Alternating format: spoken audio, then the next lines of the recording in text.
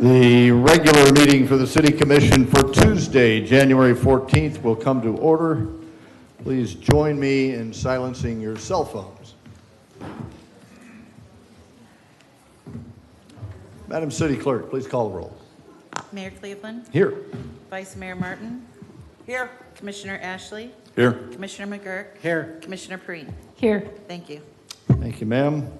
Police Department Chaplain Bill Kitchen will lead us in the invocation. Please rise and remain standing for the Pledge of Allegiance. Father God, I thank you so much that we can hear freely, openly, because it's not like that everywhere. I thank you for the people up here on the dais.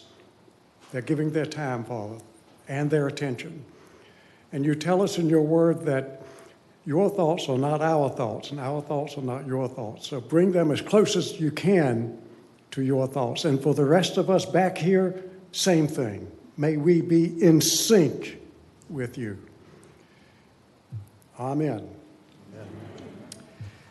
And now, Wade Dunbar and Logan Dunbar from Coronado Elementary and New Smyrna Beach Middle School, respectively, active in all New Smyrna sports programs, son of Emily Dunbar from Sonapa, and Officer Logan Dunbar will lead us in the pledge.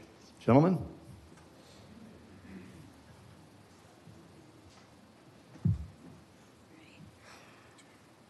I pledge allegiance to the flag of the United States of America and to the republic for which it stands, one nation, under God, indivisible, with liberty and justice for all. Thank you. Please be seated.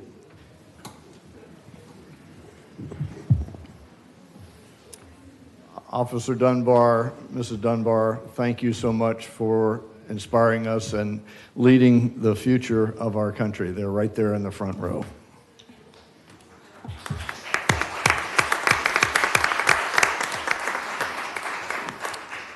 Commission, a point of personal privilege, if you don't mind. I'd like to offer a moment of silent reflection in memory of the passing of President Carter and for the devastation in LA County, where thousands are displaced and their lives are shattered.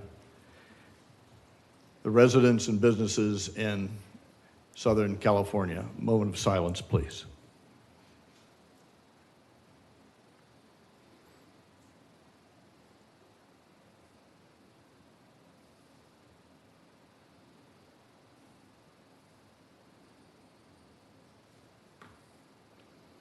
Amen. Mr. City Manager, are there any changes to the published agenda, sir? Yes, sir. A couple of items I'd like to bring your attention to. Item 7A pertaining to the charter review. That is item 7A. I would like to remove that from the consent agenda and move that under new business, so that would become item 8C. 8 Charlie, got it. And a note that item 9C, which is pertaining to the Ardisia Community Development District, that item has been withdrawn by the applicant, so we will not hear that this evening. 9C about the CDDs in Shell Point, Ardisia Park are pulled. Okay. Any others, sir? That's it, sir. Thank you. All righty. Thank you. And now it's my high honor to honor appropriately a living legend in New Smyrna. If you don't mind, Mr. Reggie Beverly, would you join me and the commission at the podium, please, sir?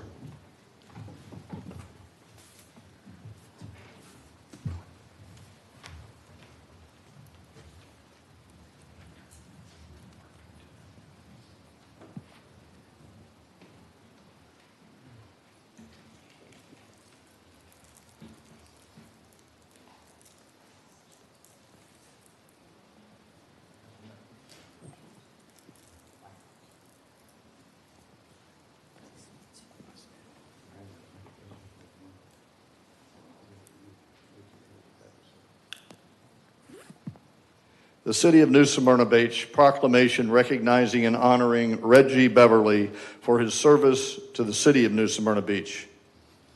Whereas Reggie Beverly was born in Philadelphia, Pennsylvania, to the late Alberta Washington Brown and moved to New Smyrna Beach during his childhood years. And whereas Mr. Beverly attended Chisholm Elementary School, New Smyrna Beach Middle School, graduating from New Smyrna Beach High School in 1974, where he set records as quarterback for the football team, and then graduated from Bethune-Cookman University in 1978.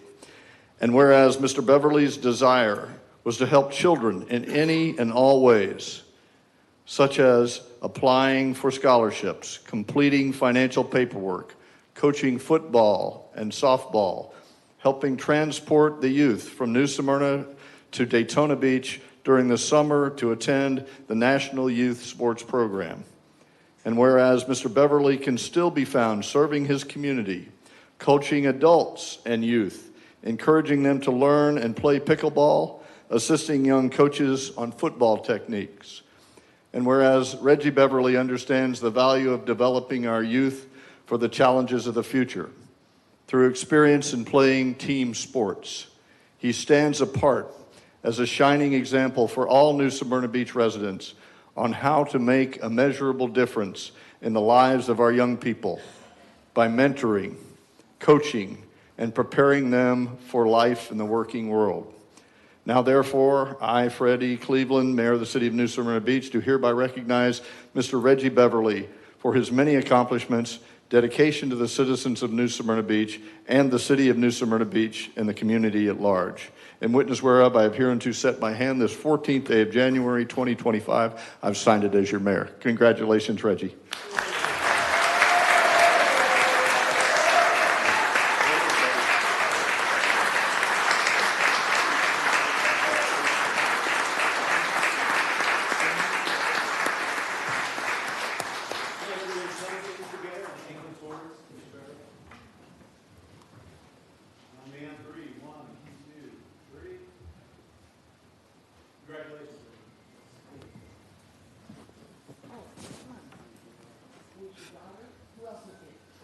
Family members, come on up.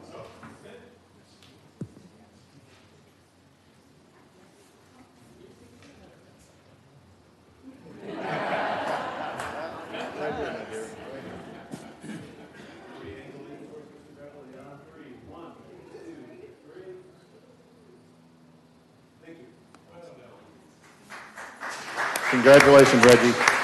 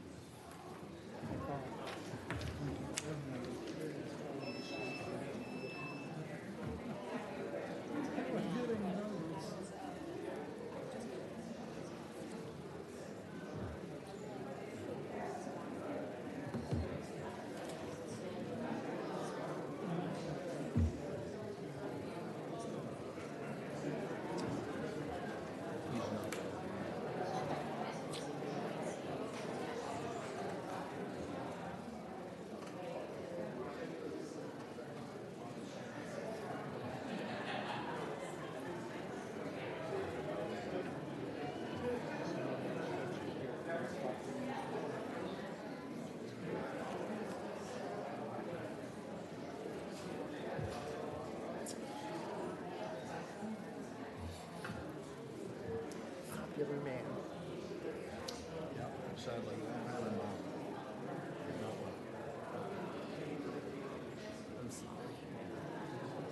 your holiday?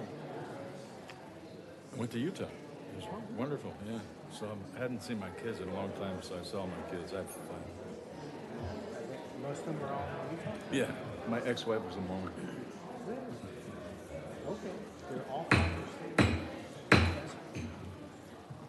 And you?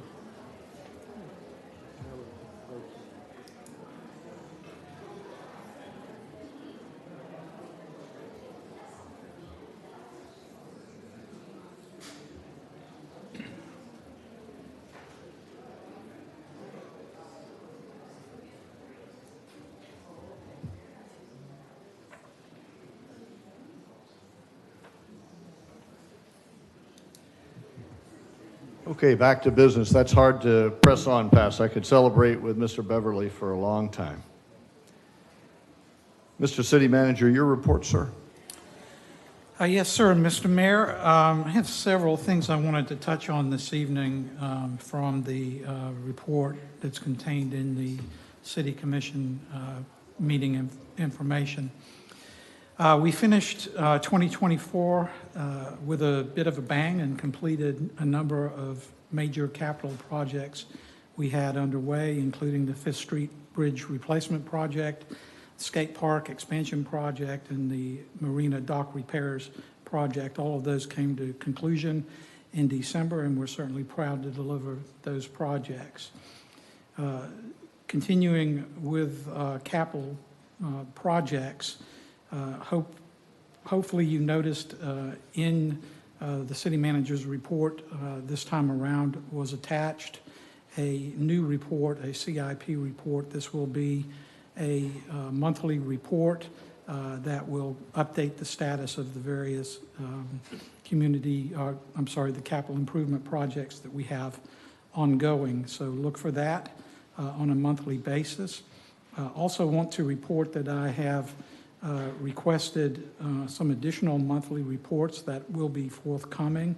One specific to stormwater, so that you'll be up to date on all things stormwater, whether that's capital projects or changes to stormwater regulations, dredging, any of those types of projects will be included in that report. And the same thing for parking, and in particular, we'll be focused on the parking study that was just completed and all of the action items in that report. So this should enable you to stay up to speed on a monthly basis on those topics, which obviously are of keen importance to our community. Continuing on with drainage, I did want to note that out to bid now is the North Atlantic Avenue Drainage Project. That's out to bid, and we should have results of that at the end of this month. And assuming all goes well with those bids, we'll have that on an agenda for you to consider in February. A note concerning Venetian Bay and the paid parking situation there. Our Code Compliance Division did issue some notices of violation and notices of hearing. There will be a hearing set on February 26th to hear that matter. So encourage you to stay involved in that. Continuing on, we all have spoken in great depth about police chief, unfortunate departure thereof. I spent the month of December, much of it, meeting with a lot of representatives from the police department, both uniform and non-uniform staff. Had some great meetings, great conversations, and got to know a lot of people that I may not have met otherwise. So that was wonderful, and I appreciate all of their input into that project. And then just in conclusion, I did want to note that we've set aside a date in the month of March for strategic planning, your annual strategic planning. I'll get that date out to you as soon as possible once we get that confirmed.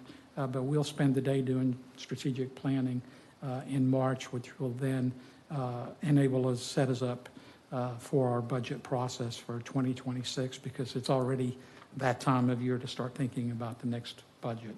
So that's everything I wanted to report on this evening, sir. Busy year. Thank you, sir. Any questions or comments for our manager? Just a note, sir, thank you for taking up in earnest the selection and the consideration of the follow-on to Chief Feldman, near and dear to all of our hearts and on the minds of residents. Also for stepping up so directly on the parking issues out at Venetian Bay. Thank you for that effort.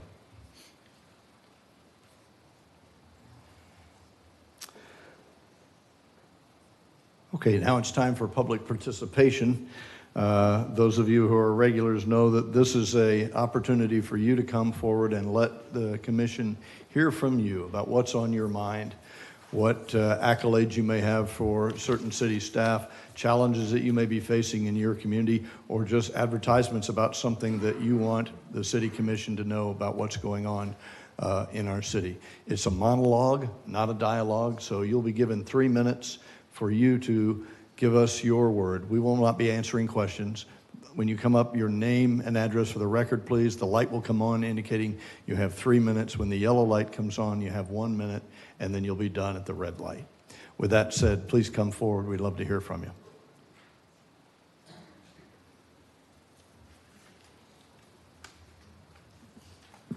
Good evening. Happy New Year. And for Commissioner Ashley, welcome to the team. I'm Pat Brignola, 391 South Timberlane Drive. My comments concern agenda item 8 Alpha. I want to thank all of you for not only recognizing that the undeveloped Page Avenue property is the best it can be and that any development on this site would disrupt the natural flow of water in the Turnbull Creek watershed and contribute to additional flooding in the surrounding neighborhoods, but also for proceeding on a course of action that is the best solution for this property, and that is to purchase this property. The purchase of this property will result in a four-way win. First, the property becomes a conservation area / easement. The city and taxpayers will not be burdened with the exorbitant cost of infrastructure improvements that would have been required to accommodate the previously proposed development. The surrounding neighborhoods will not be subjected to additional flooding, and the owner can recoup his investment. I totally support and am in favor of the city purchasing this property, which is a huge and positive step in preserving the Turnbull Creek watershed. I respectfully request that you vote yes on agenda item 8 Alpha. Thank you. Thank you, sir. Appreciate your comments. Anyone else for public participation? Yes, ma'am. Hi, my name is Amy Minetti, 646 Faulkner Street. Thanks for the opportunity to speak today regarding ordinance number 0325, banning people from smoking in parks. People smoking inside or right outside a playground is an issue that I encounter nearly every time I take my kids, which is at the very least once a week. By no means am I the only parent or child bothered by this, although I am often the only parent willing to speak up, which puts myself and my kids at risk.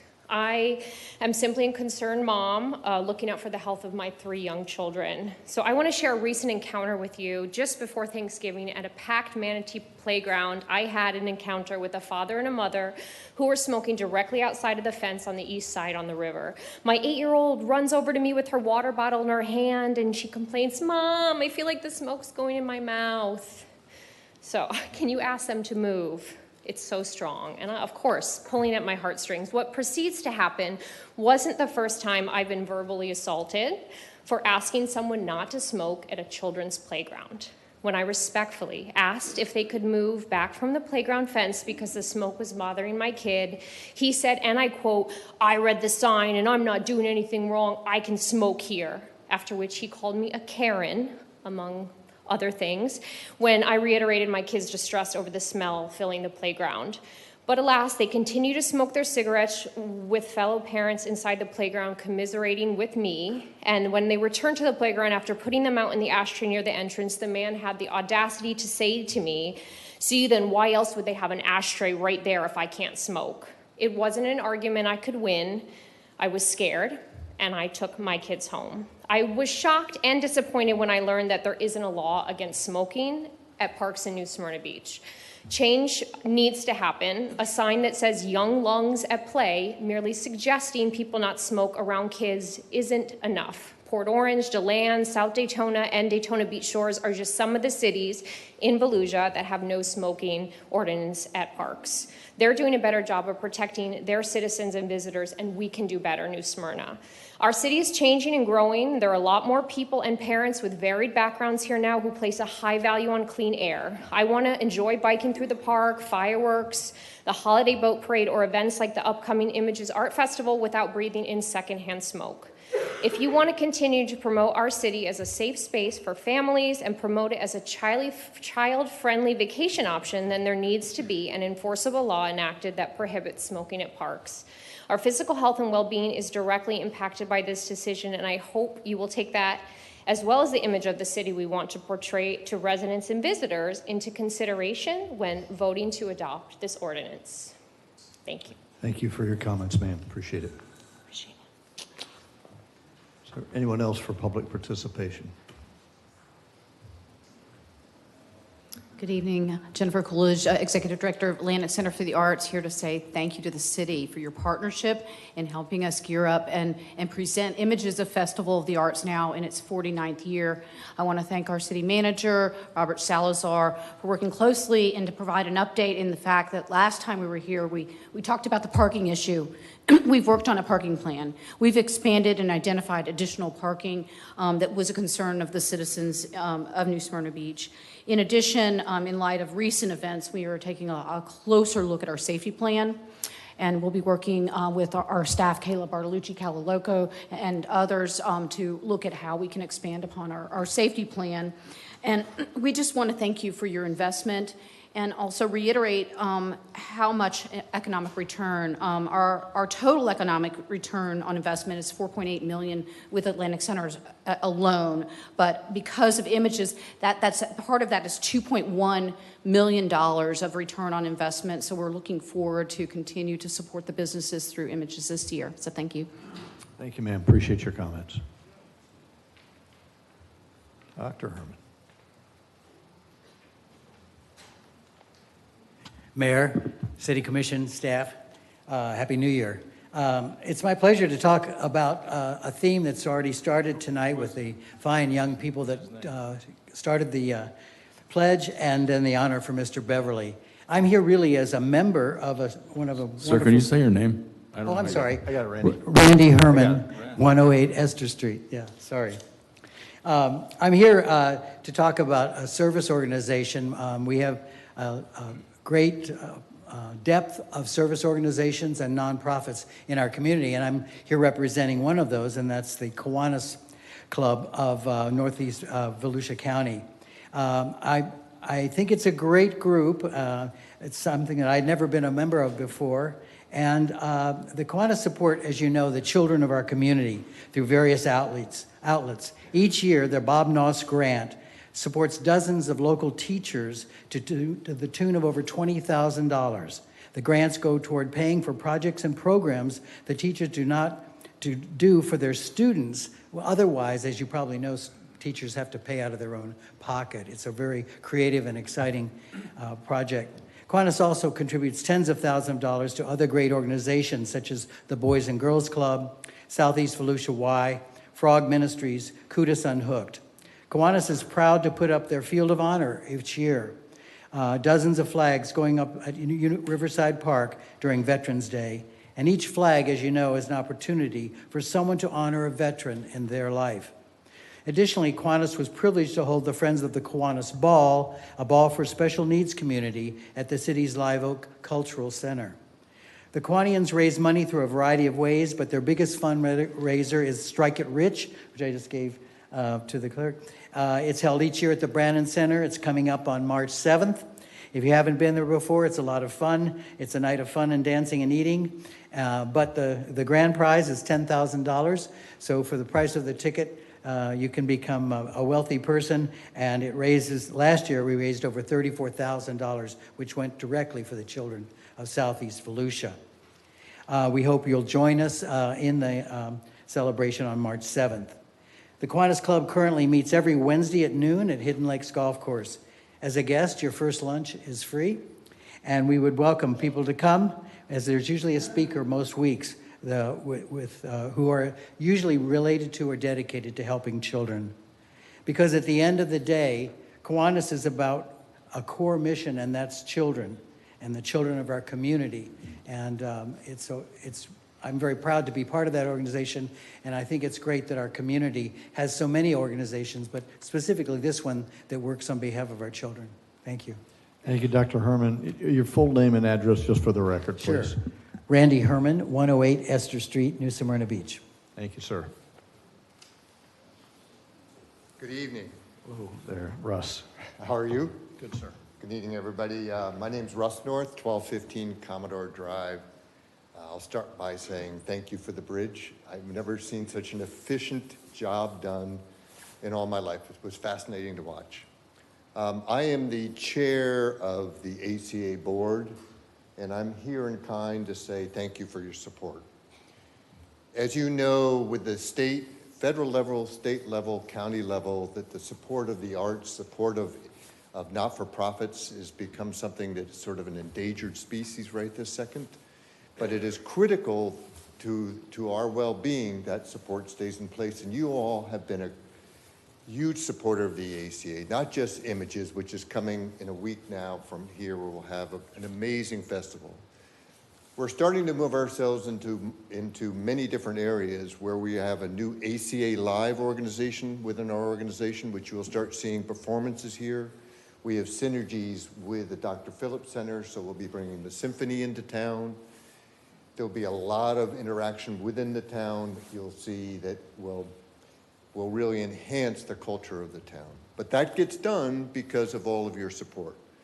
So thank you so much. We do appreciate it. We applaud what you do for us, and we look forward to future partnerships with you. Thank you, sir. Thank you, and Jennifer, for coming tonight.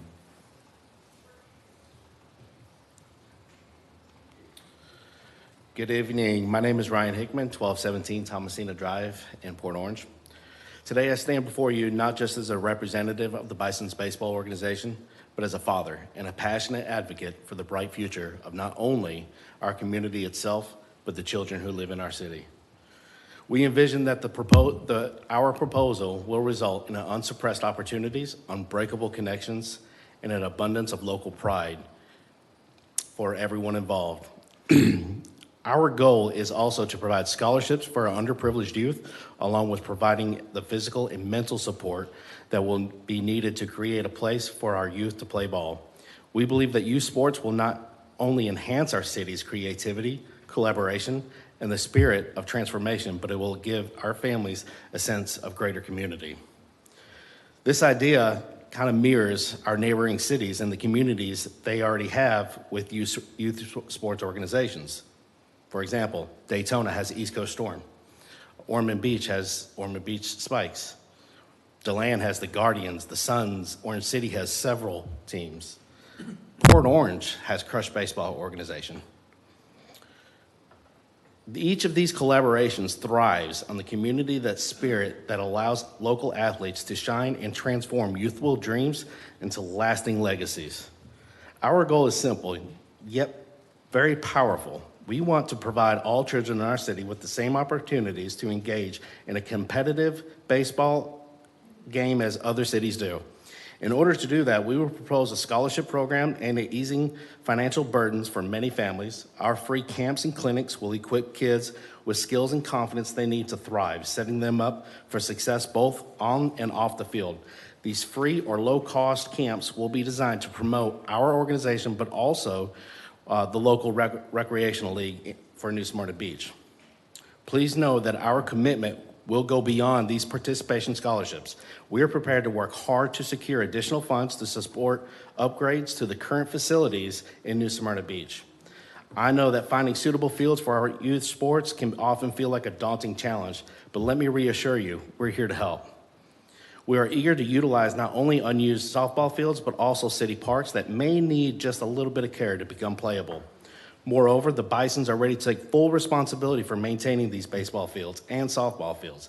This will extend beyond the sports complex to any city park with ball fields that need care. We can take charge of maintaining the fields through mowing, painting, cleaning, which would save the city thousands of dollars every year. We would also like to propose a running concession stand, just like Crush does in Port Orange, that will generate additional funds for the parks and youth. No other team has stepped up this much like we want to. Our mission is to provide more support and resources than any other team has to their communities. The essence of my message today is a collaboration, a partnership between the city of New Smyrna Beach and the Bisons. Thank you, sir. Appreciate your comments and reaching out to the commission. Good evening, Superintendent Thompson.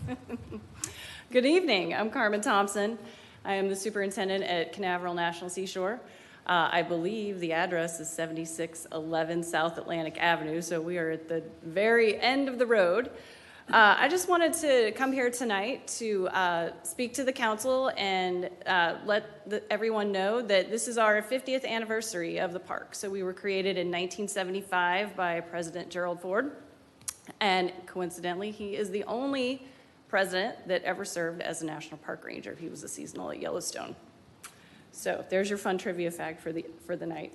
But I'm here to talk about Canaveral, and I just wanted to share a few fun facts about the park. So it's 58,000 acres of barrier island, and we have 24 miles of Atlantic coastline.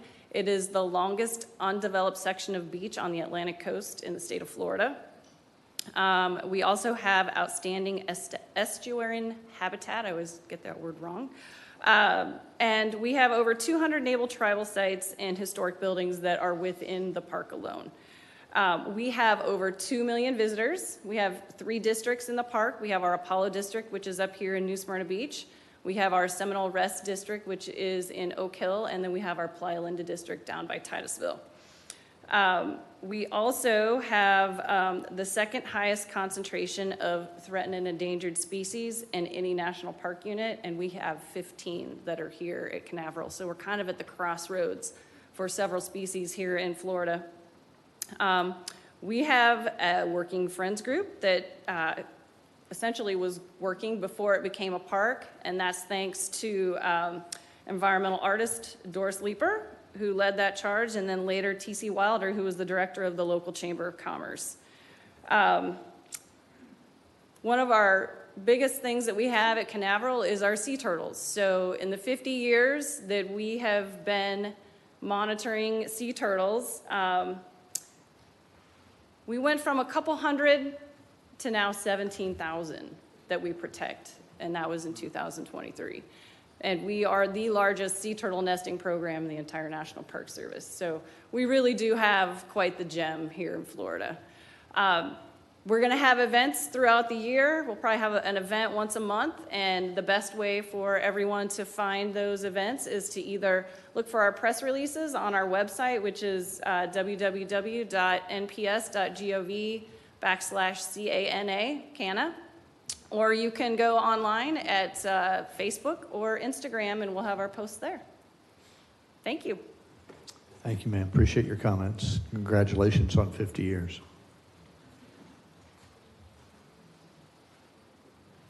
Hello, good evening. My name is Brian White. I'm at 2464 Lydia Way in New Smyrna. I'm also a newly minted board director member for Thousand Friends of Florida. We are the leading nonprofit for land use and conservation in the state of Florida.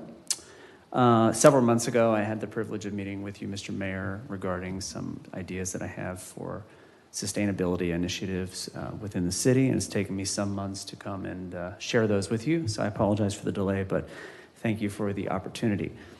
I know you're aware, and we talk about it a lot in the media and in our community, but nutrient pollution is a massive problem for our state and for the city of New Smyrna Beach also.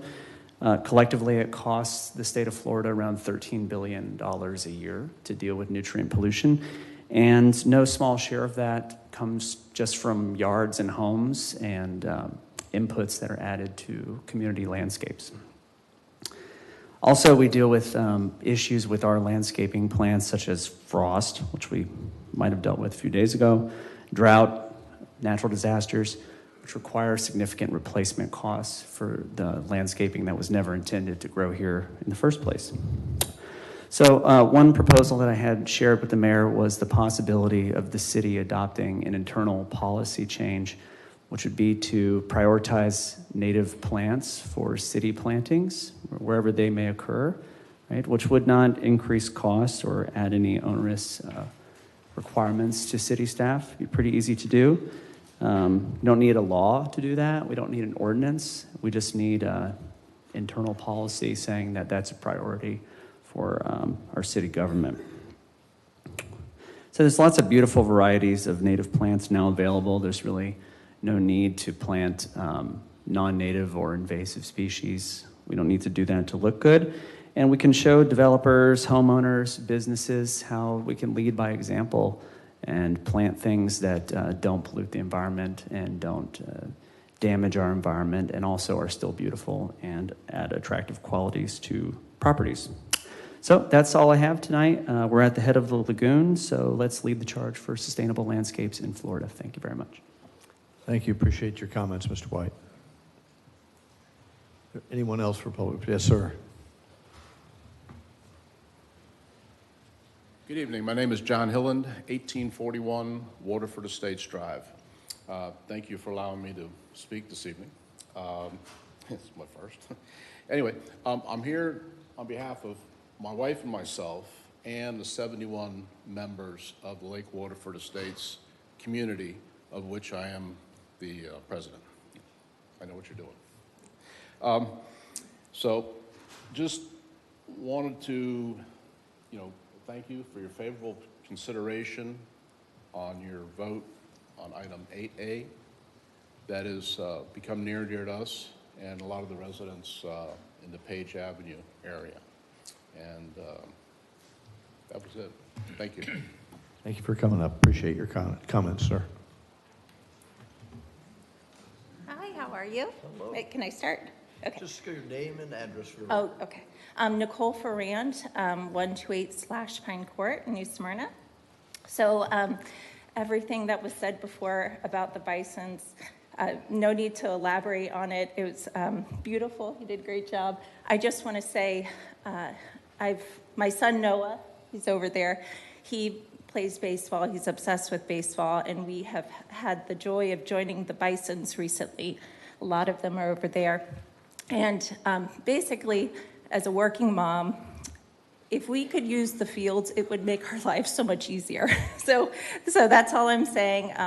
Obviously, I'm sure a lot of you have children and you know what it's like to shuffle them after school and feed them and support their passions when you are tired. And so that's all I wanted to say. Love New Smyrna, born and bred here, and appreciate all you do, but please let us use the fields. Thank you. Thank you, ma'am. Appreciate your comments. Thank you for coming up. Good evening. Yes, ma'am. Hi, Roseanne Chomporowski, 1931 Lismore Court, and I am a member of the community of Lake Waterford Estates for 12 years now. In the past 2 years, we have flooded twice. We have had water in our garages. The lake came up 32 inches over the weir level. Our ground was saturated completely. We've had a lot more cracks and foundations and everything since. We had a kayak tied to our back steps on the porch, which is raised. Milton came up that far from coming into the garages again. We have Esslinger, 2 county-owned properties at the end of the street that are under construction. We are flooding now since Liberty Village went in. We're right on the cusp. We're at the very, very edge of New Smyrna. And then that street, Esslinger, turns into Edgewater. So when Liberty Village came in and they were pumping into our lake raised quite a bit. It has not gone down. We're at the levels now where we get a good rain and everything floods out. We have expensive homes out there. We pay a lot of tax money out there. I know that John Hillian has discussed buying the property on Page, which Page has the water treatment plant, which is also, if they're opening their floodgates, coming down our way as well.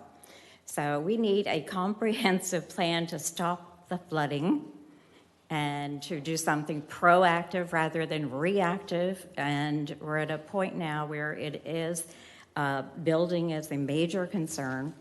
And the fact that, yes, we have flooded And John was saying that we have someone coming in that's going to sit down with us and talk about what is happening and why it's happening. And with that 12-year experience of being there, I have pictures from day one, and it is a problem. And since we're at the very end of New Smyrna, don't forget about us. But in 2 years, we have flooded twice. And I thank you for your time, your consideration, and that something does start happening. Okay, thank you. Ma'am. Thank you, ma'am. Appreciate your comments. Thanks for coming up. Mr. Romero. Good evening, Jess Romero, 708 South Cooper Street. In 2020, I believe, 2022, I believe it was, President Biden signed a law. It was called the American Rescue Plan Act.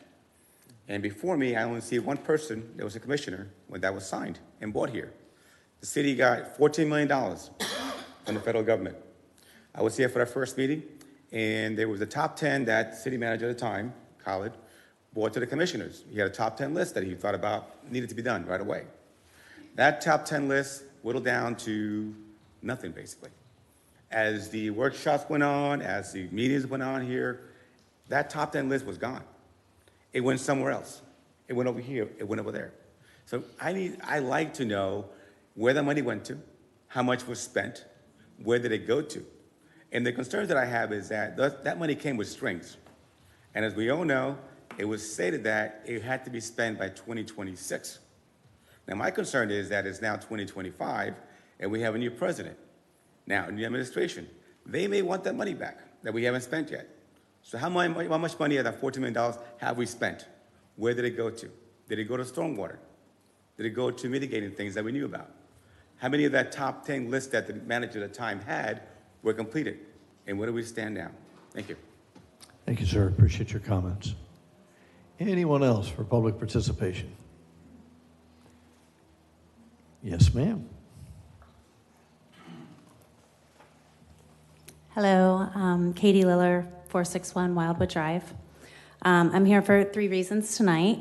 One is a homeowner on Wildwood Drive for the past 22 years. I'm hopeful that everyone will vote to purchase the property at the end of my street on Page Avenue. My home has flooded twice now during Ian and Milton, and I believe that building on this property will only continue to make this problem worse. Number 2, I'm the owner at the spot Venetian Bay, and I would like to thank the city for its attention to the matter of paid parking being implemented by the developer. Validating customers to the park for parking and the inconvenience it causes our customers is greatly impacting all of the small businesses in Venetian Bay community and the community itself. So we appreciate any support that the city is able to give us. And number 3, I also want to thank the city for the support for the NSB skate park. I'm excited to see the expansion finished. The kids are all really excited, and it looks amazing, and I hope that we see you all at the ribbon cutting on the 24th and the grand opening on the 25th. Thank you. Thank you. Appreciate your comments, ma'am. Evening, sir. Good evening. My name's Dave Pry. I live at 460 Baltimore Circle. I'd just like to reiterate the comments that were stated by the previous people regarding item 8A. I'm in support of that purchase of the property, and I hope the city is considering some kind of master plan to alleviate some of the stormwater issues that occur within the city and also outside the city limits, involving the county right-of-way and property and FDOT, things like that. Thank you very much. Thank you. Appreciate your comments, sir. Thanks.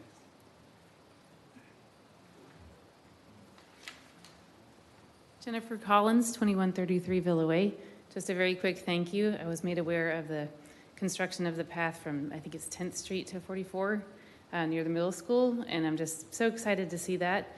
I'd love to see more of that in town, so thank you for, I'm ignorant about how it was, how it came about, but I thank you for supporting it. I hope to see more of that. And also, I'm on board with the moms. No smoking at the parks, please. Thank you. Thank you for your comments. Appreciate that, ma'am. Anyone else for public participation? Seeing none, public participation is now closed. Thank you for your comments on the appropriate items. City manager, city clerk, we get back to you, and we'll hear from the city manager at the next meeting on several items. I'm going to move on to the consent agenda now. We note that item 7A has been removed. Is there any commissioner with a comment or a question about any of the items? Seeing none, I have two. Mr. City Manager, item 7D, the RFP for compensation. Did you consider having timelines and check-in times added to the RFP? Yes, sir. I spoke today with the HR director specifically about that. We'll look back at the RFP and make the necessary adjustments for that, sir. Wonderful, thank you. Similarly, on 7E, the repaving that Mr. Ray will supervise, is there a way to give the citizens a listing in rough time order of when which street would be done so that they can plan their livelihoods? Yes, sir. As we get that contract executed, Mr. Ray will coordinate with the contractor. The contractor is going to develop a plan. Obviously, that will be to his benefit, how he goes about doing the resurfacing. But we'll get that plan together and get that information out as we move forward with the project. Thank you, sir. Appreciate that. Does any commissioner wish to pull any additional items off of the consent agenda? Mayor, I need to pull item C for a conflict of interest in voting, so I'll be recusing myself from that vote. You'll recuse yourself from 7E, and so we will make that one separate. C. Oh, I'm sorry. Yeah. 7 Charlie. Cat, yes. All right, we will take that off, and you can be recused. I would like to pull item 7 Foxtrot, 7F, on the AEDs. With that said, can I have a motion, please, to accept, consider items 7B, D, E. That's it. So moved. Second. A move. Second. Madam City Clerk, please call the roll. Vice Mayor Martin? Yes. Commissioner Perrine? Yes. Commissioner McGurk? Yes. Commissioner Ashley? Yes. Mayor Cleveland? Yes. Thank you. Okay, so Commissioner McGurk is recused, so let's take up item 7C. Any discussion about item 7C? Not counting Commissioner McGurk. Just please call the roll. Sure. Vice Mayor Martin? Yes. Commissioner Perrine? Yes. Commissioner Ashley? Yes. Mayor Cleveland? Yes. Thank you. Okay. So let's take up item 7F. My interest there is that is the continuously functioning AEDs, not the funding. The funding sounds just fine, but it was brought to our attention in the report that there are several of these AEDs that are out of service, and I just in the police department, and maybe in the fire department, and maybe in some of our buildings, and it seems like it's an essential piece of equipment, and none of them should ever be out. We should have enough spares or replacements so that they should always be available. They're a life-saving device in the aviation business. When something of that nature is not working, you don't go fly. And so, if you can imagine a police officer on the scene, and there's an apparent heart attack victim, and they go to their vehicle to try to get the piece of equipment they depend on to do that, and it's either not there or it doesn't work. That's cataclysmic. Similarly in our buildings. So I rise to ask some more detail about that, and I don't know who the right place is, whether it's the police chief or whether it's a manager or what. Well, if I can, I'd like the opportunity to follow up with the appropriate public safety personnel, and I'll get back to you with a written report on that. Okay, without objection, then we'll defer. Okay, very good. On to administrative items.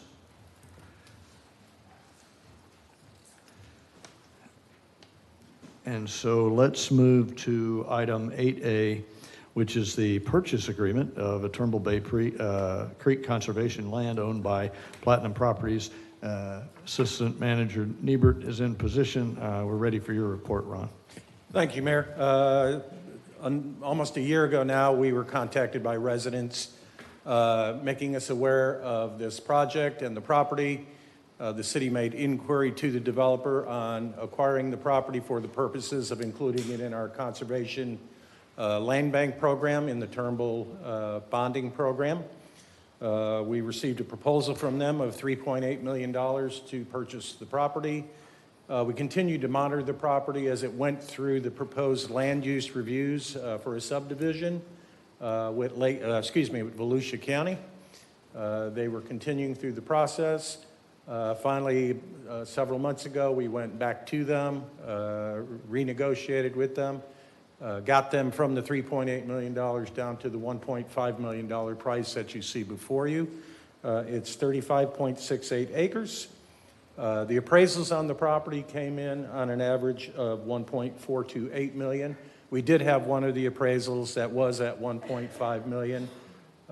We feel that given the small differential in percentage between the purchase price and the average of the appraised values is not a significant difference to be of concern over that. Given that we're permanently land banking this property, we think we got it at a reasonable price based on market conditions. We are recommending approval for this. This property will be placed in a permanent conservation easement, annexed into the city and rezoned for conservation purposes. Thank you, sir. Appreciate your report. Any of my colleagues wish to offer questions or comments to Mr. Nybert? I think it's great, just as long as we make sure it's in perpetual conservation so that the deed is written in such a way that future people can't. There'll be a permanent deed restriction for conservation purposes. Thank you. Yeah, just a brief comment. Great job to the staff. This is money very well spent. It will benefit the community forever. So again, thank you, and great idea. Anyone else? Yes, ma'am. Ron? Thank you this week for all the questions I had concerning this. And I don't know if I heard you say how much money we have left, but how we're going to pay for it. We have the cash set aside from the bond money, so we don't have to borrow anything. So thank you for all that. All the questions I had, you answered fabulously, and great job in negotiating that price down. Okay. For the balance of the commission, we currently have $2.4 million cash on hand to accommodate this purchase. Certainly with the purchase, it'll bring us down to about $700,000 cash on hand. We also have an additional $5 million in bonding authority from the bond authorization for that. So if we get another project, we would have to go through another bond issuance to recoup those authorized funds. As a point of note, that would raise the millage rate that we annually allocate to pay off those bonds. So at this point, the millage rate that we currently have in place is only debt servicing those funds that we've had issuances for, about $10 million. The additional $5 million at some point, if we were to issue the bonds for that, would increase the millage rate at that time. Perfect, thank you. And Ron, for the great staff work and the attention to the many emails that we have received from the public, the phone calls and what have you. We are listening, and we are in a conservation mindset to make sure that any of those properties that can be got at reasonable market rates can be used to protect us from floodwater and other things that might destroy neighboring homes. So thank you for doing that. Okay. Is there a motion to approve the agreement and authorize the city manager to execute documents necessary to effect the acquisition of this property? So moved. Second. There's a motion and a second. Any further discussion? Madam City Clerk, please call a roll. Commissioner Perine? Yes. Commissioner McGurk? Yes. Commissioner Ashley? Yes. Vice Mayor Martin? Yes. Mayor Cleveland? Yes. Thank you. Thank you very much.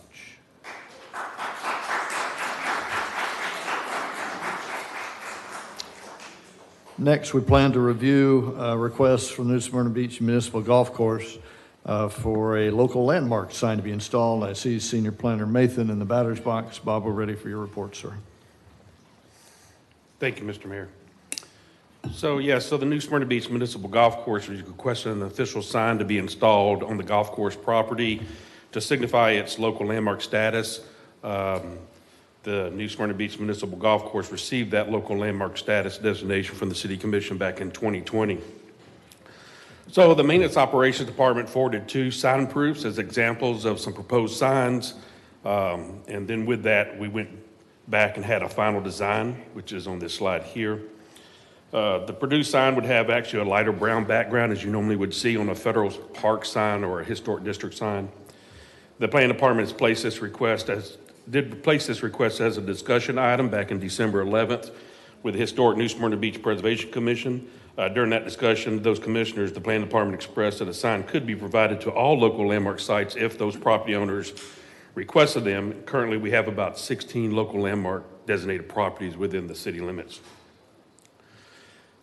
So it's a regular meeting back on December 11th. The Historic New Smyrna Beach Preservation Commission did vote 5-0 to give a positive recommendation to the City Commission to approve a local landmark sign program that would be eligible to any property owner of a local landmark within the city. The planning department also recommends the City Commission to approve a local landmark sign for that golf course and hopefully to allow all eligible property owners within the local landmark site or building to have a sign if requested. The estimated cost for these signs are about $50 to $60 a piece, and that's pretty much the summary of the staff report. Subject to any questions the commissioners may have. Any questions for Mr. Mathan? I have one. Yes, ma'am. I love the sign, and I appreciate you guys doing all this. I think it beautifies our city, and it recognizes history. So my question to Mr. Cowper this week was it for just this one golf course sign, or can we just give you a blanket approval to do all 12 if the landowners say yes, so you don't have to bring back $60 to us? Yeah, we would love if we could have a program and not have to come with back for each sign. We just modify the bottom of the sign based on the property that requested it. Yeah, and I'm certainly amenable to doing that, and in particular, wanted to bring this one to you. It's the first, and we have a very cool golf course and a very cool designer for that golf course, and certainly wanted to have you consider this publicly. But going forward, we will probably just do these administratively. Any other questions?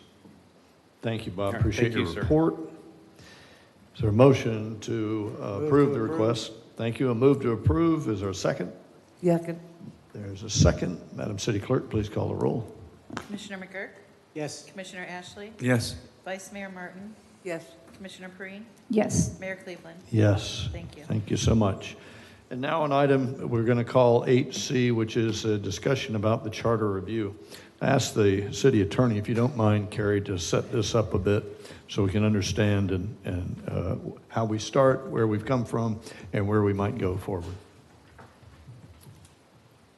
Yep, just as a quick overview, the 3 main documents for the city are going to be your charter, your comprehensive plan, and your code of ordinances, which includes your land development regulations.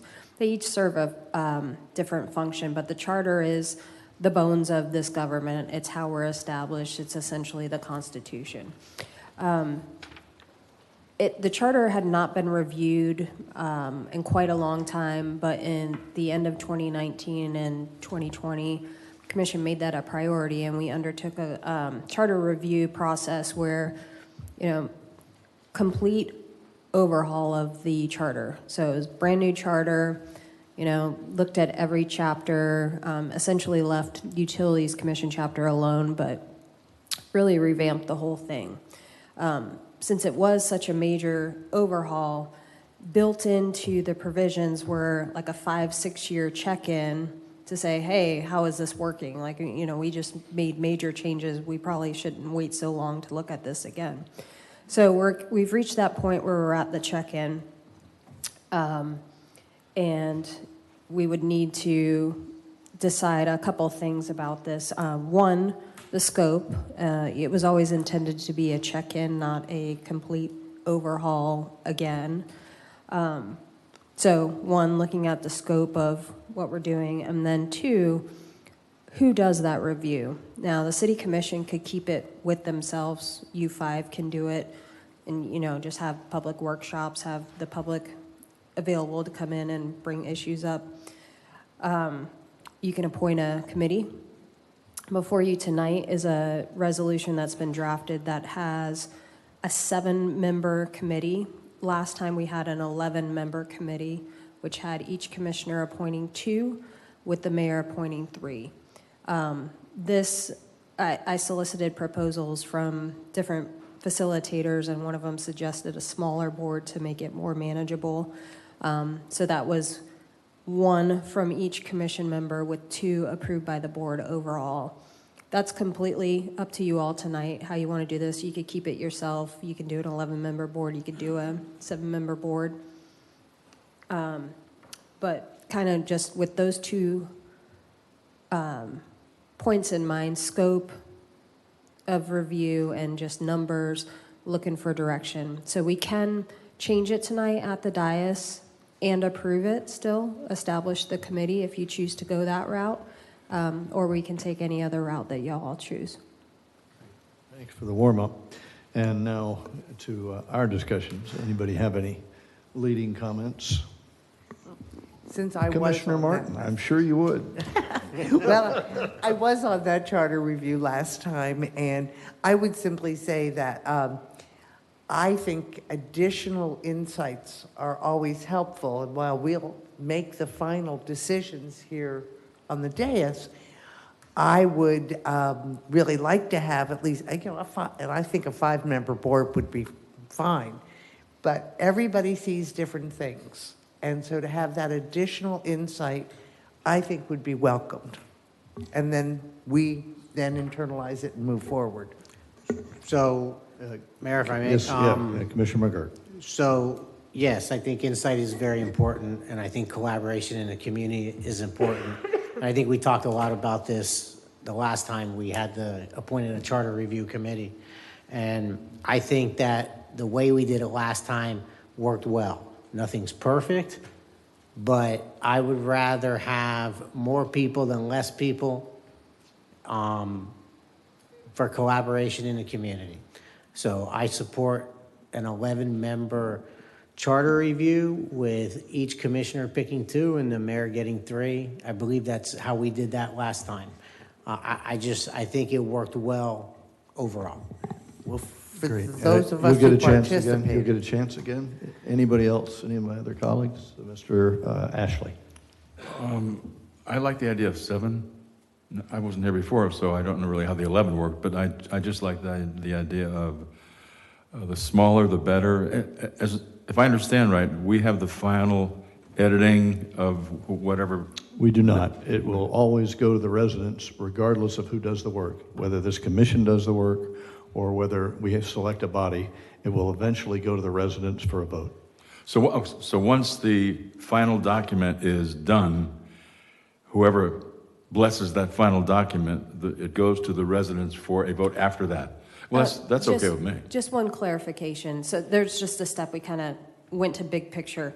The Charter Review Committee will report back to the City Commission. The City Commission will have an opportunity to choose to adopt what they want in whole. You can tweak it from that point, and then from that point, it would go to the voters for a vote. Well, that makes sense. Commissioner Perrine. Thank you. I have a question. If we did it with the way the resolution's written now, to change it down to 7 and the 2 from citizenry, we got an email today, and I'm not sure how we handled this also in the past with the chamber request. How does that go in play? Do we have to have the individuals from the chamber be a citizen then?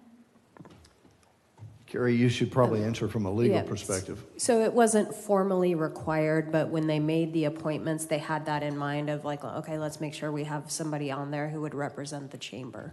So it wasn't a formal requirement, but the commission did consider it the last time. Were they a part of that? Yes. All right. I have a few comments. At the end of the day, the voters will get to decide what adjustments are made to the charter. And that's the beauty of this process. Participation of divergent views is not pretty, but it is fulsome in diversely significant discussion. So I happen to favor the 11 members for a couple reasons. The diversity for sure and foremost. But on the last commission, the last time we had a charter committee, attendance was scant at certain times. One member was ill and had to eventually go away. Another member decided this wasn't for them and they left. And on several meetings, it was not a full house. So very quickly you get down to a very small group. And so I favor the diverse group. I have spoken with a majority of the people who were on the last charter review. To a person, the majority said we liked the process. It was not rushed. It was maybe slow to okay on time. And they liked the diversity. They also said their full intent was for the 5-year check-in was just that, to tweak things that might not be going right based on citizens' input, and not to do what had been not done for decades, what was done in 2020, a full review. So with that, I speak in favor of the larger group, just for the reasons I mentioned, and I would implore you to consider that when you figure out how you want to vote. Any reattacks? Well, first of all, the charter review was done during COVID, so we had a lot of Zoom meetings. It was disjointed, but I would say that, the reports you're getting now are different from the reports of the members that I had, sitting with me. And it was not a smooth process. It was unwieldy. It became difficult to understand what the group wanted because of the number. And of course, Zoom meetings are not as easy as in person anyway. But so it was, I believe, an unwieldy process, and that we would be better served by a smaller, more manageable group. So between 5 and 11, there's the 7 that was proposed, and it seems to me that would be a reasonable compromise. Quick question I got. Yep, go ahead. So, the mayor brought up a great point with, what he described was people who were not able to show up and some other issues. Would we create backup people? Would we have, how would you deal with the fact of a 5 or 7 member board? If there's some problems, would the charter review committee have to stop if someone got ill? And so would that get dragged on? So again, I just think that having the ability to have enough people up front to deal with any kind of hiccups or problems, I strongly believe 11 is good. And I respect your opinion. You were on that, Lisa. For sure. I was. It was a trip. Yeah. But perhaps Okay, just a minute, please. You'll get your time. Anybody else? Yes. So what I'd also like to know, are we considering doing a full charter review or just piecemeal it by some areas that we want to target from the changes that were made from 2020? Maybe review those and a few other. Great question. I'm sure people have views on that. Madam City Attorney, you stated that the intent of the check-in was for an update on things that didn't quite work. That was confirmed by the majority of the members of that committee, which I spoke with this past week. Yes, that was, my recollection of it. It doesn't preclude you all from addressing any different topic, but that was the intent. How would that come to the committee in terms of a workshop, or how do those topics get surfaced? Well, we could have essentially a kickoff meeting and give, if there's certain chapters we want them to spend particular time on. I know, for example, elections, there's some things we tweaked there that we need to look at again. we could direct them to certain chapters and say, hey, take a look at this, we changed this, not really sure if that's working. And then you could leave some just open meetings for them to, if there's something they choose, hey, this is something we'd like to, you guys didn't ask for this, but here's also our thoughts on X, Y, or Z. And this is in the sunshine, yes? Yes. So it's open, is it also, would it be open to public participation to come in and say, hey, here's what we think? Absolutely, yep. Okay, very good. Anyone else? Is there a motion in anyone's mind? I'll make a motion for an 11-member committee. Each commissioner gets 2 appointments and the mayor gets 3rd to duplicate what we did 5 years ago. Motion, is there a second? I'll second. Motion and second. Any further discussion? Madam City Clerk, please call the roll. Commissioner Perine, Yes. Commissioner McGurk, Yes. Commissioner Ashley, Yes. Vice Mayor Martin, Yes. Mayor Cleveland. Yes. Thank you. The motion carries. We're on to item 9A, which is in the section of ordinances, second reading, and public hearings. 2 separate things, public hearings and second readings. And 9A is a quasi-judicial hearing. Consider the approval of application SE-4-24, which, if approved, would allow a pain management clinic as a special exception use in the 6B-6A Limited Medical Profession District for a property at 245 Causeway. A quasi-judicial hearing will be conducted for this particular application, which, if approved, would allow this special exception. Carrie, is there some insight on your view from why, if it's in a medical district zone, why it requires a special exemption? Sure, just as an overview, the last time you saw this item, it came to you as a text amendment because we were going to change the rules for B3 to allow this use as a special exception in the B3. That did not pass. The applicant went back and found a property in a zoning district where this is permitted as a special exception use. So you don't have to change the rules. This is specifically contemplated for the B6A, and this is simply the process they have to go through to get that approved.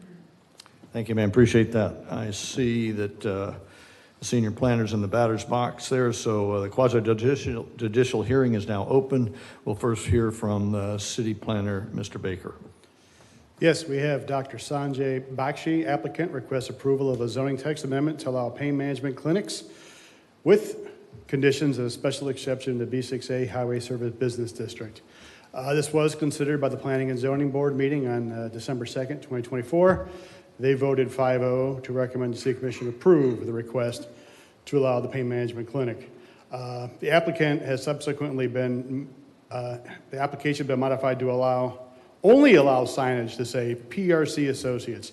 So there'd be no reference to pain management buildings on the outside of it. That happened since this was published in the interim, so that's kind of a new condition to it. There'd be absolutely no reference. There'd be PRC Associates on the door.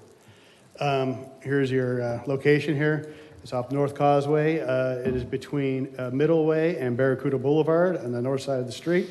It was previously Island Doctors, and they would basically be going into their office, taking over basically the same layout of their building. The applicant has already operated a pain management clinic in the B6 Medical District, which is a 5016 Orange Street, for over 10 years. We haven't really had any complaints ever about anything going on with the property and their business.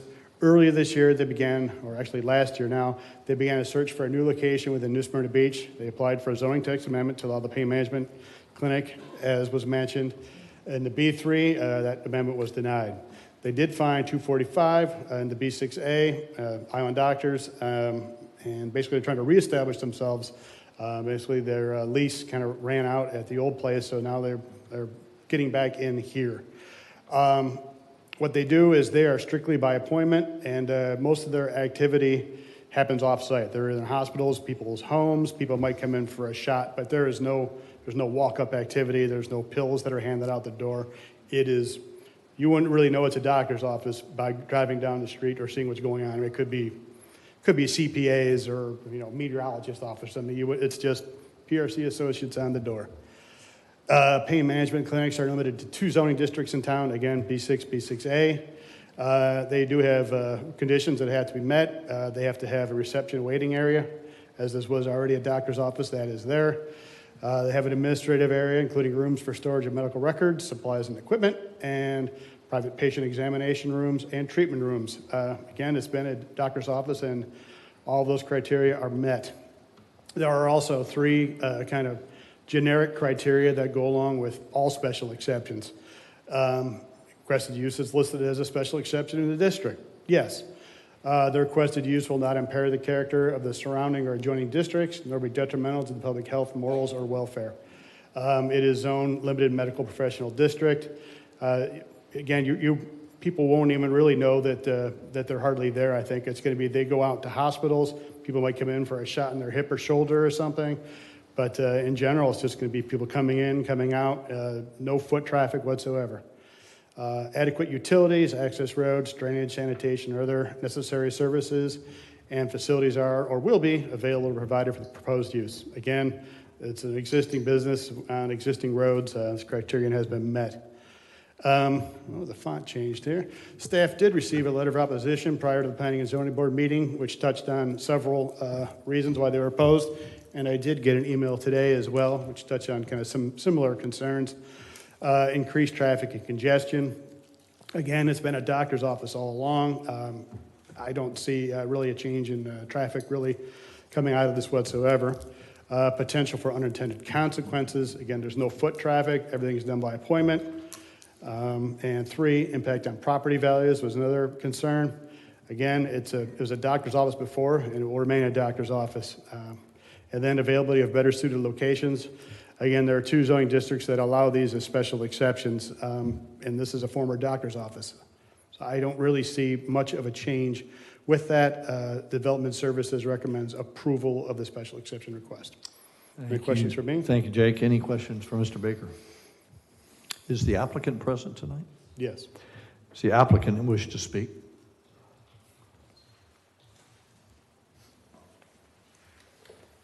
Good evening, Joey Posey, 420 South Nova, attorney for the applicant. And I just wanted to touch on a few items that Jake went through very quickly, but I think they're important. That the practice we're really talking about is an interventional spinal practice, and almost the lion's share, even almost I'd say almost every client is 80 or 90 years old that has hip pains, shoulder pains, back pains, and those are the folks that are going to be serviced. And currently, without this doctor being in town, they've got to go to Daytona. They've got to go to other places outside of the city to get this what they need. The other points I wanted to make, it's a small office. We're talking 3 to 4 employees, 1 doctor always on hand. There's no meds on site. Everything is prescription filled, so there's, I think, some of the doom and gloom of what could maybe be the expectation won't occur here. It's appointment only. It's compatible, and I took the initiative and decided to pull the zoning map out myself and try to figure out how many places they possibly could go, and I could only come up with a handful. So, as possible uses. So they really are constrained, and they've gone through their due diligence and picked another place to, that fits checks all the boxes. The other things I wanted to mention are simply that, this is the same district that permits a hospital by right. If the fear is what the use of the property could be, this is an 8 to 5, Monday through Friday operation, and it's limited. So, I want to make sure that that's clear to the residents that may be listening of what's moving in, but if there are any questions or any details I maybe didn't touch on, the doctor is in the audience, and he's happy to give you his credentials and run through his practice, but that's the long and the short of the presentation. Thank you, sir. Appreciate that, counsel. Any questions? Yes, ma'am. Just clarification that the monument sign, in addition to the sign on the door, is the discrete. Any signage that's proposed for this site, as represented in the amended application, will only state PRC Associates, and that will be it. Okay. Thank you, sir. Appreciate your remarks. We'll now hear from the public. Any member of the public wishing to speak either in favor of or in opposition to this application, please come forward and you'll be heard. Thank you very much. My name is Elizabeth Squiglia. My address is 241 Middle Way. The address of this facility is the North Causeway. I wish the map was still up that the Planning Commission had, but actually the facility backs up onto Middle Way. Middle Way is a street that has homes, 6 houses, 6 residences, 2 condominium buildings with 8 units on one side of it. The other side of it are the back sides and the back entrances of the buildings that front on the North Causeway access road. So if you can picture it, my home happens to be one that's almost directly behind this. The back of this building directly faces across a small residential road, my home and about 14 other residences. The other side of the homes, by the way, is what I refer to as the Venetia Canal, the main canal. So these are all waterfront homes and waterfront properties and waterfront condominiums. This has generated a great deal of discussion among the residents on our street. And I'm here today as a representative of those residents, as is one of my neighbors who will provide some additional information when I'm finished.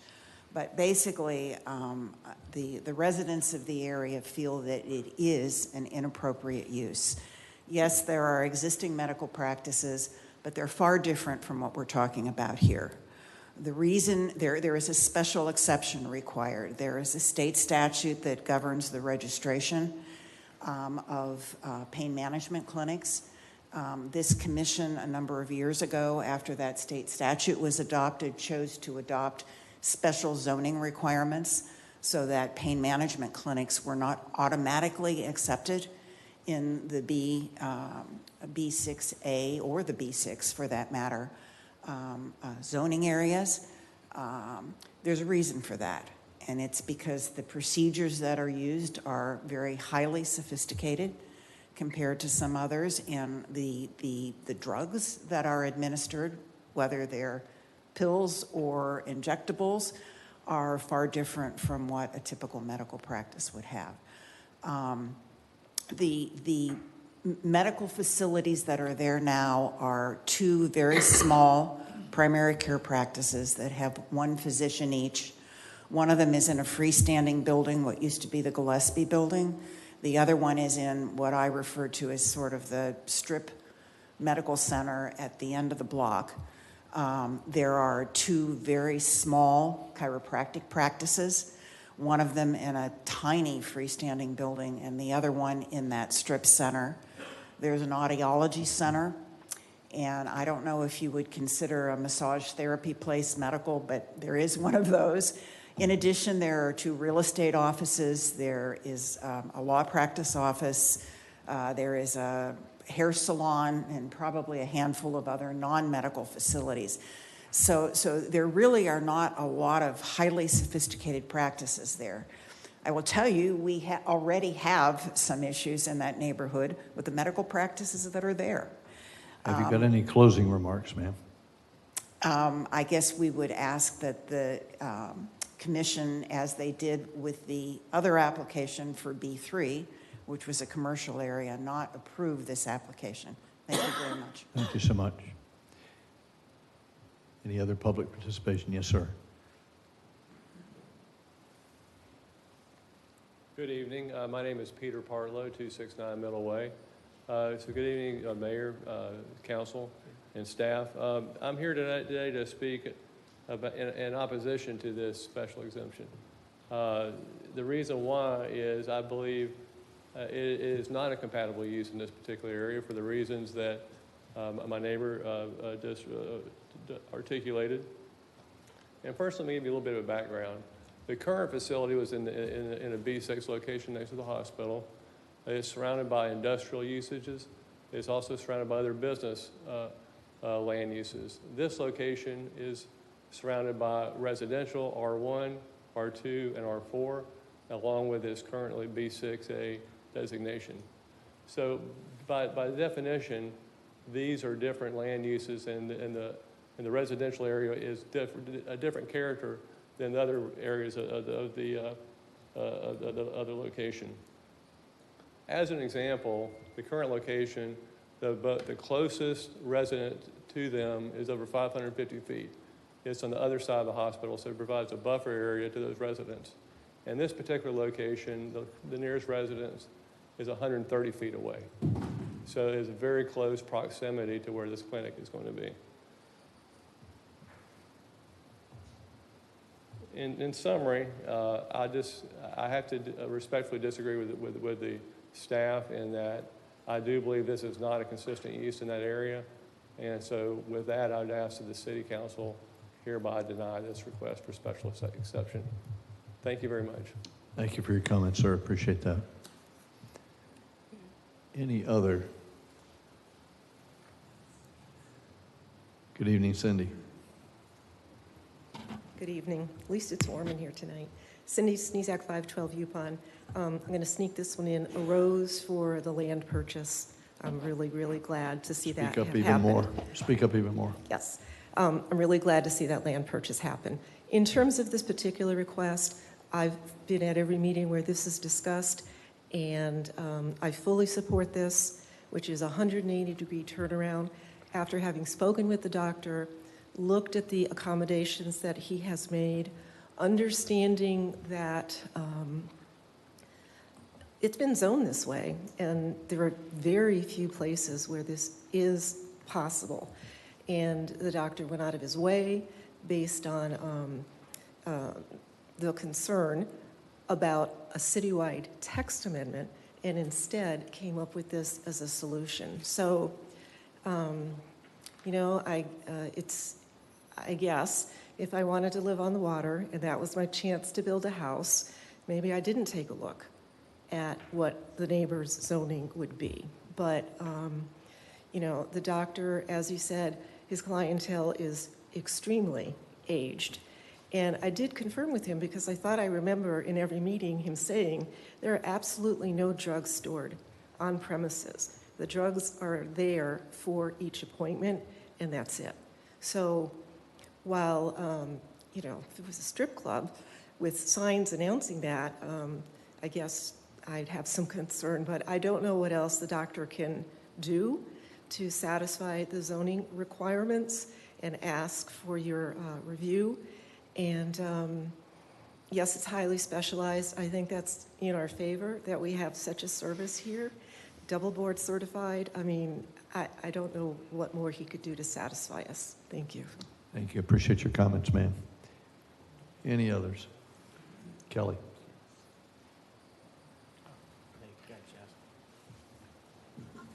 Jess Romero, 780 South Cooper Street. I rise in opposition to this thing here, and the reason for that is it's not about a doctor, great doctor, conservative, fine. But what happens in 10 years? What happens in 10 years when he's retiring, or 20 years? Another person comes in, buys the clinic, buys the business, it changes. Now he stores drugs there. What are they going to say then? You will be the one, as you vote yes or no. If you vote no, fine. But if you vote yes, you'll be the one saying to the residents, we did this. As that area gets infiltrated, hopefully not, we're talking about 10 years from now, when a business is sold because you don't control it anymore, and you can't say no. So I'm not concerned about today. I'm concerned about the future. As you open that slippery slope, you're asking for a special exemption to B3. Now you're opening the door for the whole area to become special exemption for B3. Now what if 5 years from now you have 5 pain clinics in there, and they're storing drugs? You can't tell them no. You did one. So that's why. Thank you. Thank you, sir. Appreciate your comments, Jess. Anyone else for public participation on this topic?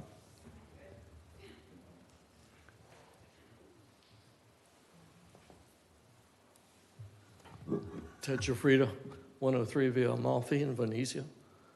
I live in an area that it's basically all homeowners, single-family houses, and my only experience, I'm a retired physician, but my only experience with pain clinics has not been the best. I did some volunteer work when I was in training. And the clientele wasn't 80 and 90-year-olds. And they did push pills. And I don't know what kind of guarantee you can have down the road that this is going to change. And I think that be very cautious about opening the Pandora's box and setting a precedent for this in this neighborhood. Thank you. Appreciate your comments, sir. Anyone else for public participation?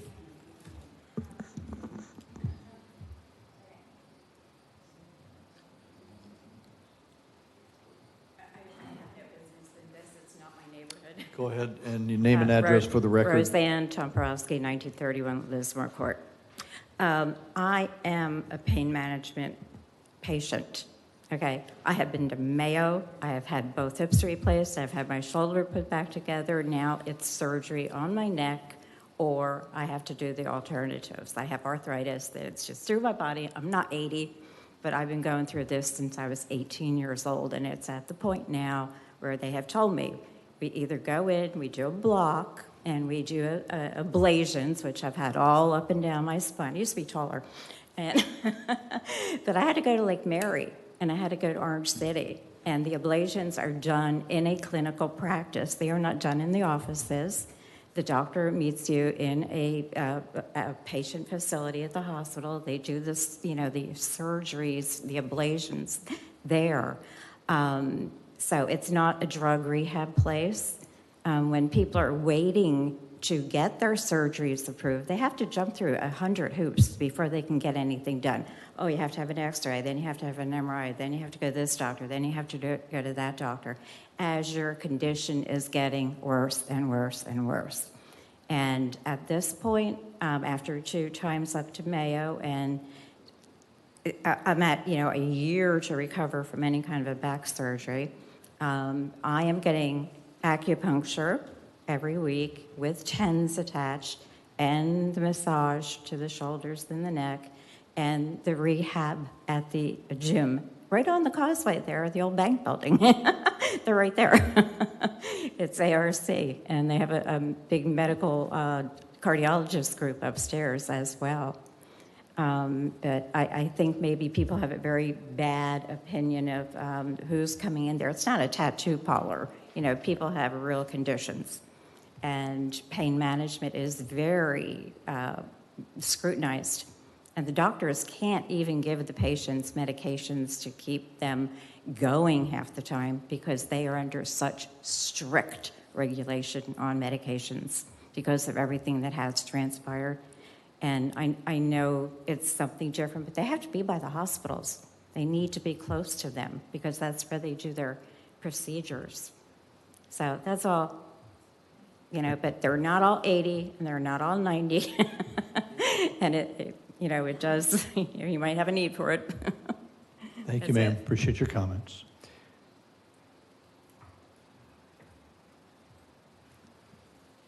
Evening, Tim. Good evening.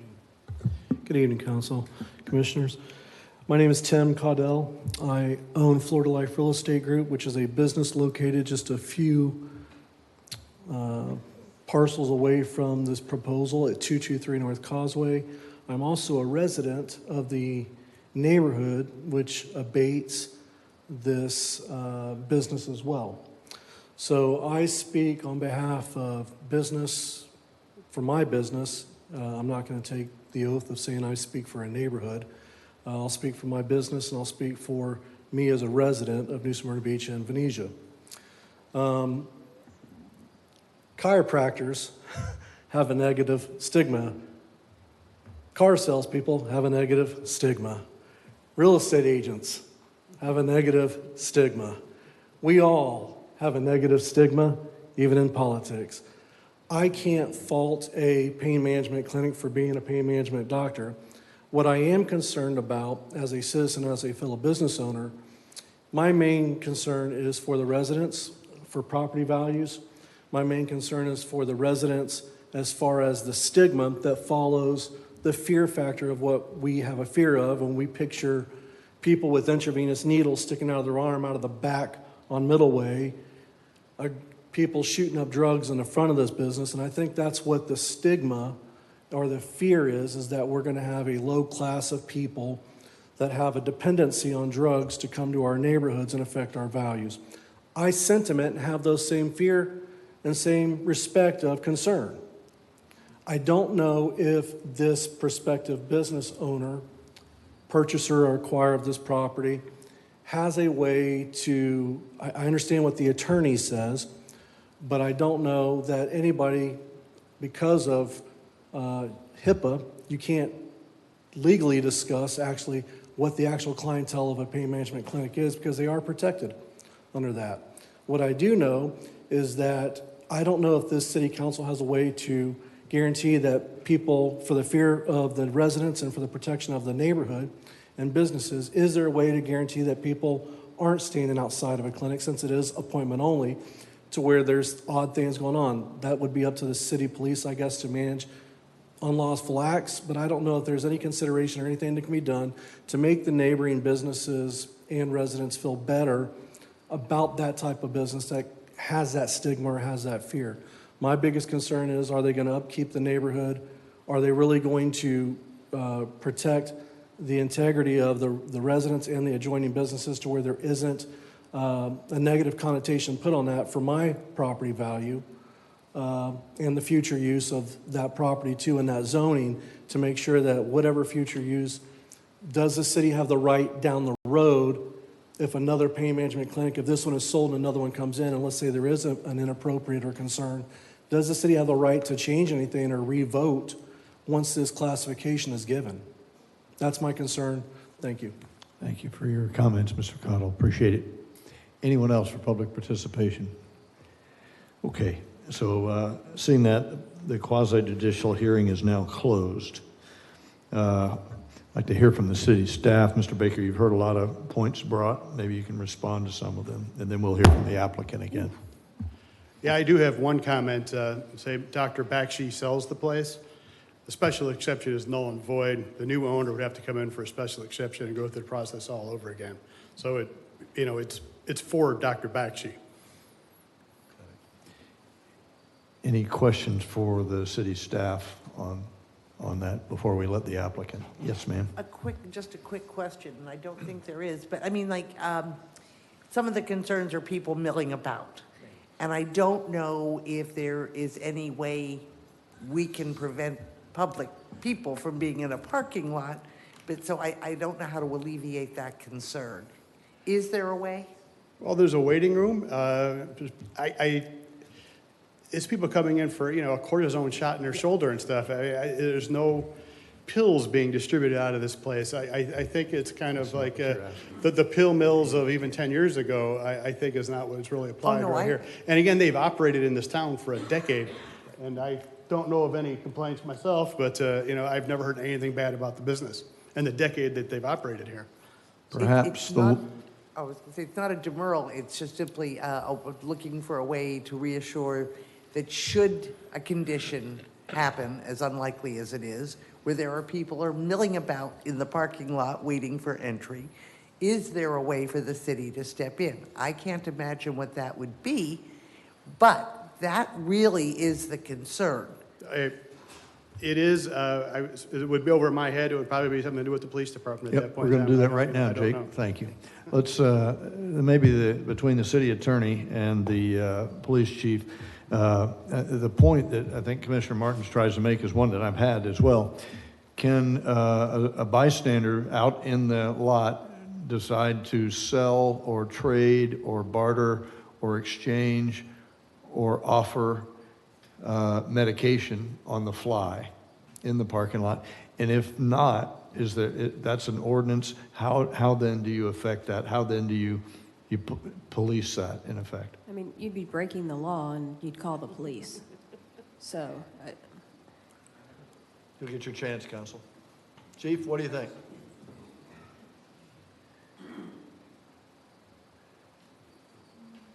So there's a variety of city ordinances and state statutes that would come into play here. Is it legal to stand in a parking lot? In the city, of course it is. The parking lot would be private property of the business. The business could contact the police department, ask us to criminally trespass somebody from that location, we would certainly do that. You cannot sell things on the fly without a permit, to do so.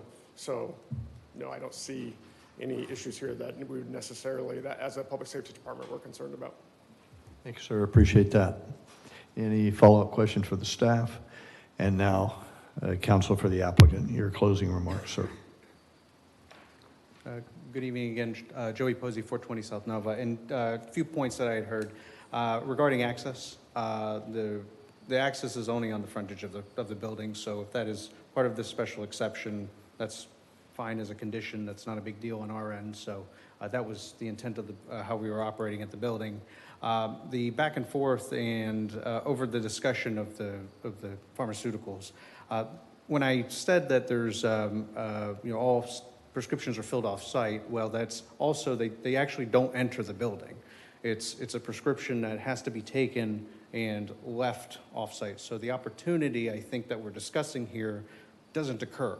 There is no situation where they're handed a drug and then there's that opportunity. So, rest assured, and I'm even willing, I just discussed with the client, offering that as a condition of the special exception, that there are no prescriptions filled at this facility in any way, shape, or form. So I think that alleviates some of the concern, and I think some of the neighbors' concerns of what they could see as a potential for happening, and it really functionally operates as if you go to the doctor. It's, you go to the doctor, if you got to get a cortisone shot, okay, but other than that, you leave with your prescription and you go on your way and you take it to whatever pharmacy to get filled. That's functionally how it operates, like any other office. So, I think that's helping get to the point where I think it addressed some of the concerns that we were talking about. And otherwise, I just want to stress the reality that this is a doctor's office. That's what functionally this building has been used for. That's functionally what it will be used for moving forward. And the same is true of his previous spot. He would love to be in the B6 zoning where he was. And as I think we've also come to realize, he's a quiet operator because nobody seems to know that he was there. And you also have the assurance that if it changes hands, that it's a whole nother revisiting of that special exception. So, a lot of the points I think I'm hearing about anecdotally may be a reality from a certain point in time that may have existed, but they're not what we see today.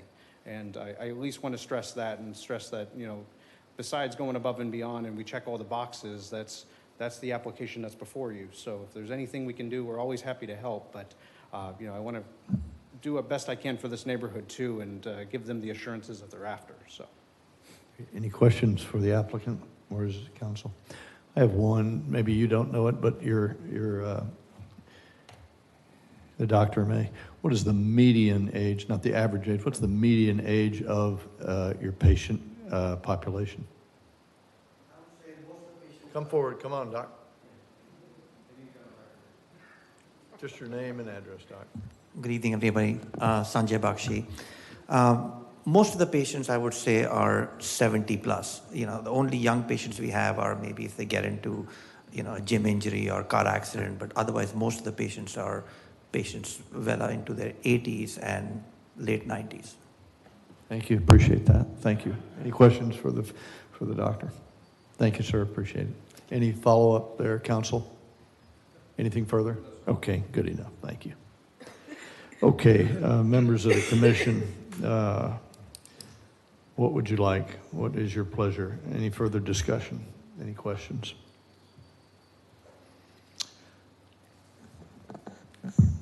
Okay. Is there a motion to approve the application SC 4-24? So moved. A motion. Second. And a second. Madam City Clerk, please call the roll. Commissioner Ashley? Yes. Vice Mayor Martin? Yes. Commissioner Perrine? Yes. Commissioner McGurk? Yes. Mayor Cleveland? Yes. Thank you. Thank you very much. Motion carries. Okay, we're on to item 9B, which is a second reading and public hearing of an ordinance which is adopted would amend text Article 3 of the Land Development Regulations. I might ask that the city clerks, the city attorney, set this up a bit for us, if you don't mind, Carrie. Sure. Ordinance number 5524, an ordinance of the City of New Smyrna Beach amending the land development regulations. Amending Article 3, Administration and Enforcement, Section 30105, City Manager, Section 30201, Planning and Zoning Board, Section 30203, City Commission, Section 30505, Variance, and amending Article 11, Site Plan Approval, Section 1103, Approval Process to clarify appeal processes, providing for codification, providing for public hearing, providing for conflicting ordinances, providing for severability, and providing an effective date. So Carrie, I see Shane's up there. I want him to get his due time. This is effectively changing appeals. Is that right? So we're not actually. The code language is slightly ambiguous. Standard practice is that planning and zoning has final authority on variances. When a body has final authority, such as code enforcement or the magistrate, your next step is an appeal to the circuit court. So as our code reads, that's how it should be processed. Somewhere along the way, applicants started getting a second bite at the apple and were able to come to the city commission and appeal. It doesn't specifically say they can in the code, but it doesn't specifically say they don't. So what this item does is specifically outlines, here's the process. When it's a final decision, such as on a variance, your appeal is to the circuit court, not to the city commission. And that is standard practice in jurisdictions in this state and the country. Thank you very much. I appreciate the Cliff Notes version. Okay, Shane, so I hope that didn't steal all your thunder, but we're actually ready for you, sir. Thank you, Mayor and Commissioners. No, she did an excellent job explaining a portion of that. There is one other portion of this, and we can jump to it. As part of this exercise, City Manager had us look at some other appeals processes. There's another agenda item, I believe it's 9D, that's related to this as well. But in the LDR, we have an appeals process to the city planner's interpretation of the code. And currently, as you can see on the left, it starts with the city planner. It's then appealed to the city manager, where there's a formal application and a written explanation for why they think the city planner did not understand the code or did not interpret it correctly. That then would move on to the city commission before going to circuit court for a final appeal. What we're proposing in this text amendment is what's on the right. It goes from the city planner to planning and zoning and then straight to circuit court. So it would clean that up. And so that's really the bulk of what's in these proposed amendments. Any questions for Director Corbin? Maybe from you, Shane, or the city manager, or from your experience, sir. Have you seen it done like we're doing it today, where it goes from one not elected but appointed body to an elected body before it goes to the court? No, sir. My experience has been that these types of appeals would go from the Planning and Zoning Commission, or in some jurisdictions might have a separate Board of Zoning Adjustment that hears variances and appeals. But those appeals are always, in my experience, directly to the court. There's no appeal to the City Commission.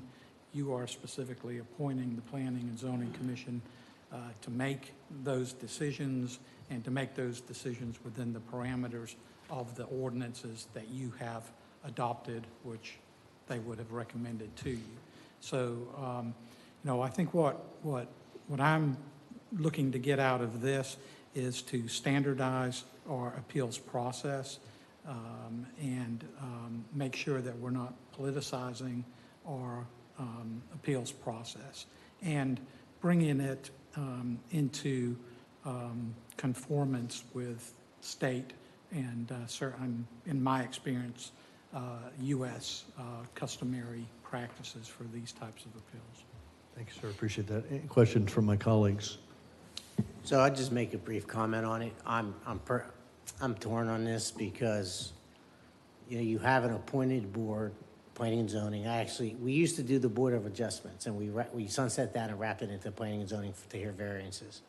And sometimes the appointees can be very arbitrary on why they decide to give someone a variance or not. I came before the city before I was elected, for an awning, for people to stand in line, to cover them so they're not baking in the sun. And during the hearing, one of the members said, well, I think that place makes enough money as it is, he doesn't need it. Very bizarre statement, and that's what that opinion was based on. So the idea was, so the city commission has the ability, without having to go to the formality of a court process. But I like the idea of the court process because I think it solves the problem of that kind of arbitrariness that I experienced. I could use that as an example before in a court process as evidence as to why I was denied. So, you know, I think it cuts both ways, because we're a small town, wanted to be able to lobby your city commission and say, hey, look. But I think the formality of the process in the long run will probably be better. Thank you. Anyone else? Carrie, or you longest serving here, how did we get here? How did it ever get off of goes from the P&Z to a court? I mean, I guess eventually, if both the P&Z and the commission voted no, the applicant has the right to go to court anyway and overrule Correct. both those. But how did we get to this interim step? I don't know, just at some point, it must have happened once, and then it kept happening again and again. So there was nothing written changed or anything like that. It was just something that happened. Any other comments or questions? Yes, I ma'am. do. I can't count the number of times that I've been told from people that have moved here, why do we have such a broken process of things taking so long? And I'm all about streamlining processes. So, you know, I didn't know this was something other cities did, but I did dig, and they do. They don't have the process that we do, where it goes from the planning and zoning to city commission. And the only question I had is, would it hold more weight to the circuit board if there were two boards, denying it, or two boards saying the same thing before it goes to them? Anyway, any extra weight? No, none. So, we appoint planning and zoning for a reason, and if they don't do their job, then we don't reappoint. So I don't see an issue with this. Anyone else? What's the case for keeping it local and allowing the local government to preside? We are under constant pressure by the state to take our opportunities to govern ourselves. And so is there a case to be made that says, no, this should stay local, just to empower this commission to its full extent? Or is that not reasonable? No, so, I mean, the way the code is written right now, appeals should not be coming to the city commission. It's just this aberration that happened that keeps getting repeated. So all we're doing is trying to make it very clear that, hey, appeals of final decisions go to circuit court. Now, planning and zoning also gets a lot of things where they make recommendations to you. All of that still happens. It's just variances, and I can't think of another one that they would have final decision making on. But there's still, generally the flow is going to be, here's the planning and zoning board recommendation, here's city commission, please approve, recommend approval or recommend denial. None of that changes. Very good. Thank you so much. Appreciate that.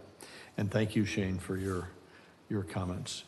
The public hearing is now open. If there are any citizens who wish to speak on this matter, please come forward and you'll be heard.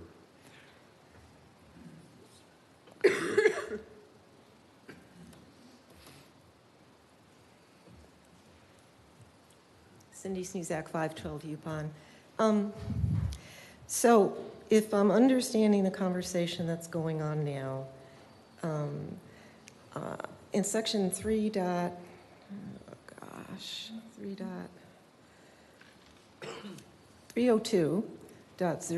city boards, if you scroll all the way down to item number 12, it says, any decision, this is the modified language, any decision of the Planning and Zoning Board shall constitute final administrative action, and appeals must be filed within 30 days of the board's written order of rendition in the circuit court.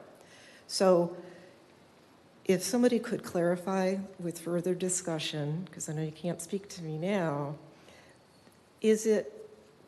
what is included in administrative actions? And that clarity should be in here. But if there's any chance at all that, and I don't really care how it got to be this way, I just know that you've taught everybody that this is how it goes. So maybe it's clarity, which I couldn't find a definition of administrative action, but if there's any chance at all that the people who you appoint, sometimes they're qualified, mostly they're qualified, but sometimes they're not. And it's easy to have a vote go down. Zoning meetings are not well attended, certainly not even as well attended as your meetings. So, and agendas and items are posted at the very last minute of the 3-day notice. So that's my concern. The concern is everybody's been doing it this way. I don't know what happened in other states or cities, nor do I really care.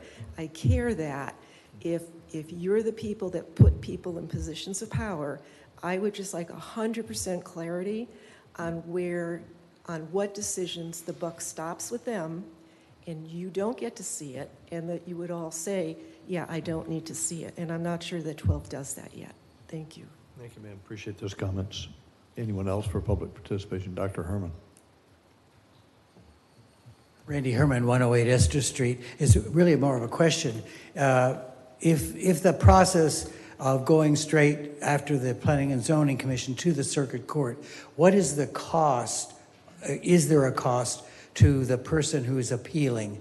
And is it prohibitive? Will it create some kind of added barrier to the lower income person or the person financially? I just think that would be important, because it seems like if the way we've been handling it, if it comes here, they won't have to go to the Circuit Court. It perhaps may be a cost issue, but I just think that should be clarified. Thank you. Thank you, sir. Appreciate those comments.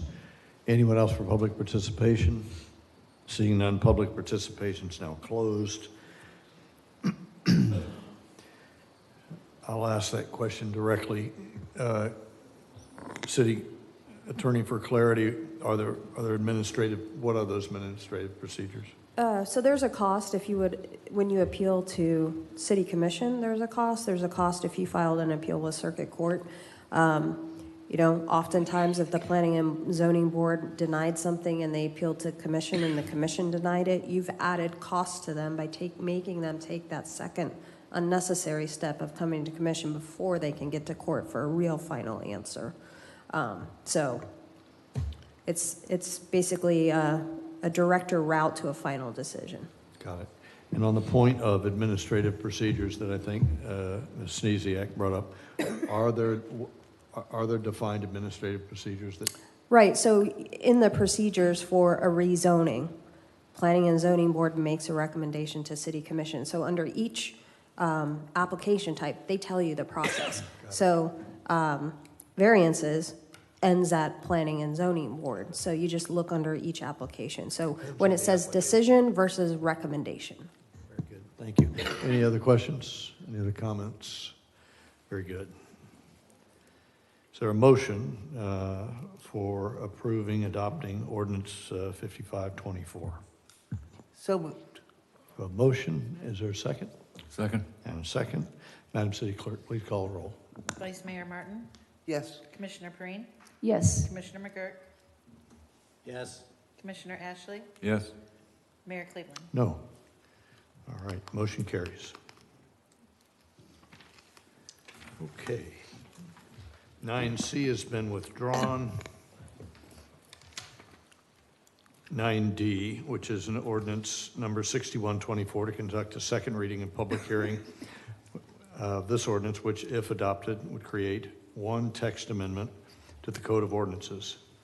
And this is about airport noise appeals. Carrie, if you'll read it by title only and then set it up, I'd appreciate that. Yep. Ordinance number 6124, an ordinance of the City of New Smyrna Beach amending the Code of Ordinances, amending Chapter 22 Aviation, Section 2297 Airport Noise Impact Zone and Regulations to clarify appeal processes, providing for codification, providing for public hearing, providing for conflicting ordinances, providing for severability, and providing an effective date. This is a companion item to the item you just heard. In our airport zoning regulations, they have an appeal to the city manager.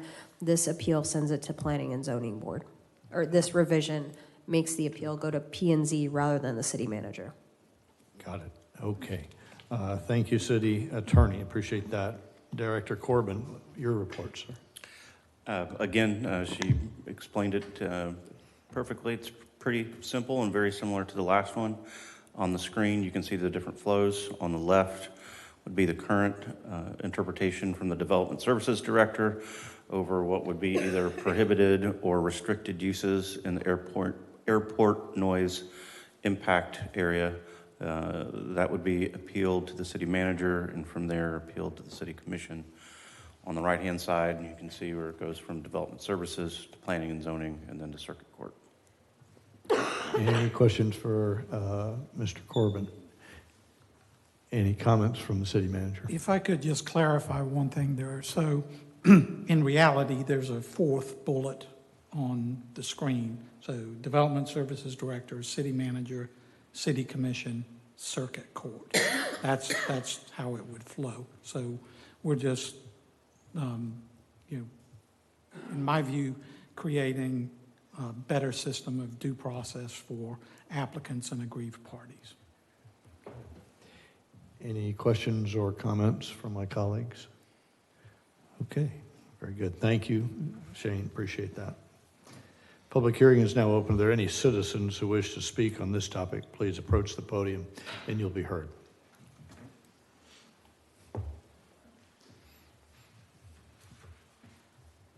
Get it again, Joseph Romero, 708 South Cooper Street. So I sat and listened to the first part about the, I forget what it was, but you're taking out part of the process that I see has been working here for quite a while. You already put the first one. Now you want to put people on P&Z that are also airport experts and noise experts. So you're taking away your job, basically, of what we hired you as residents, we elected you to do. So you're giving the power to somebody else that's not the city manager was hired by you, but planning and zoning. I mean, they're going to have a lot of power. Right now they have the variance. Now they're going to have the COO and the appeal process.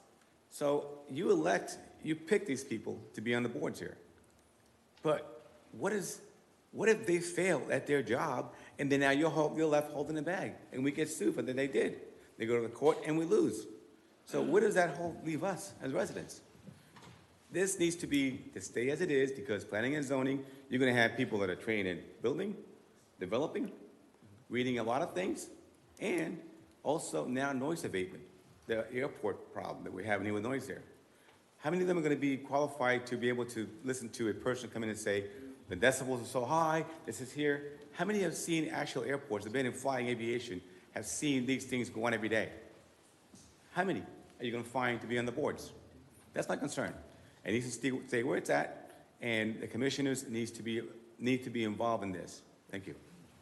Thank you, sir. Appreciate that. Any other comments? Any other public participation?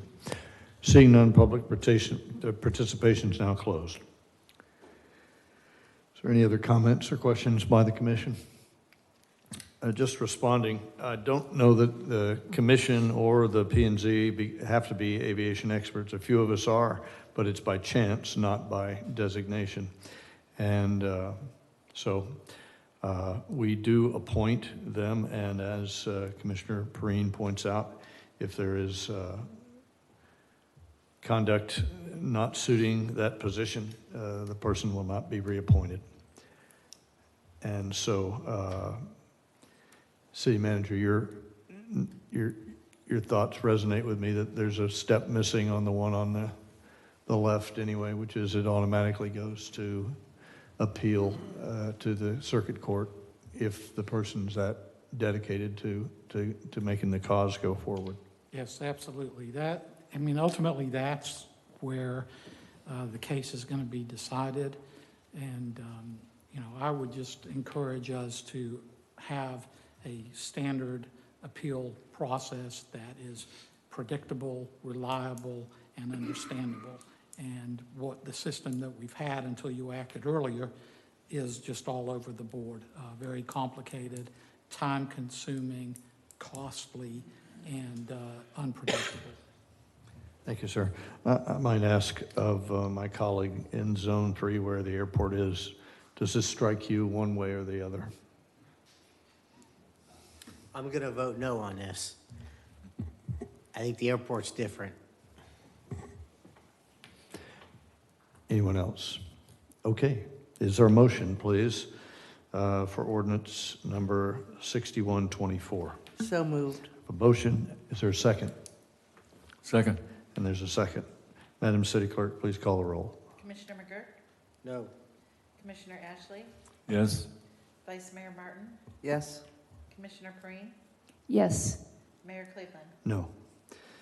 Motion carries.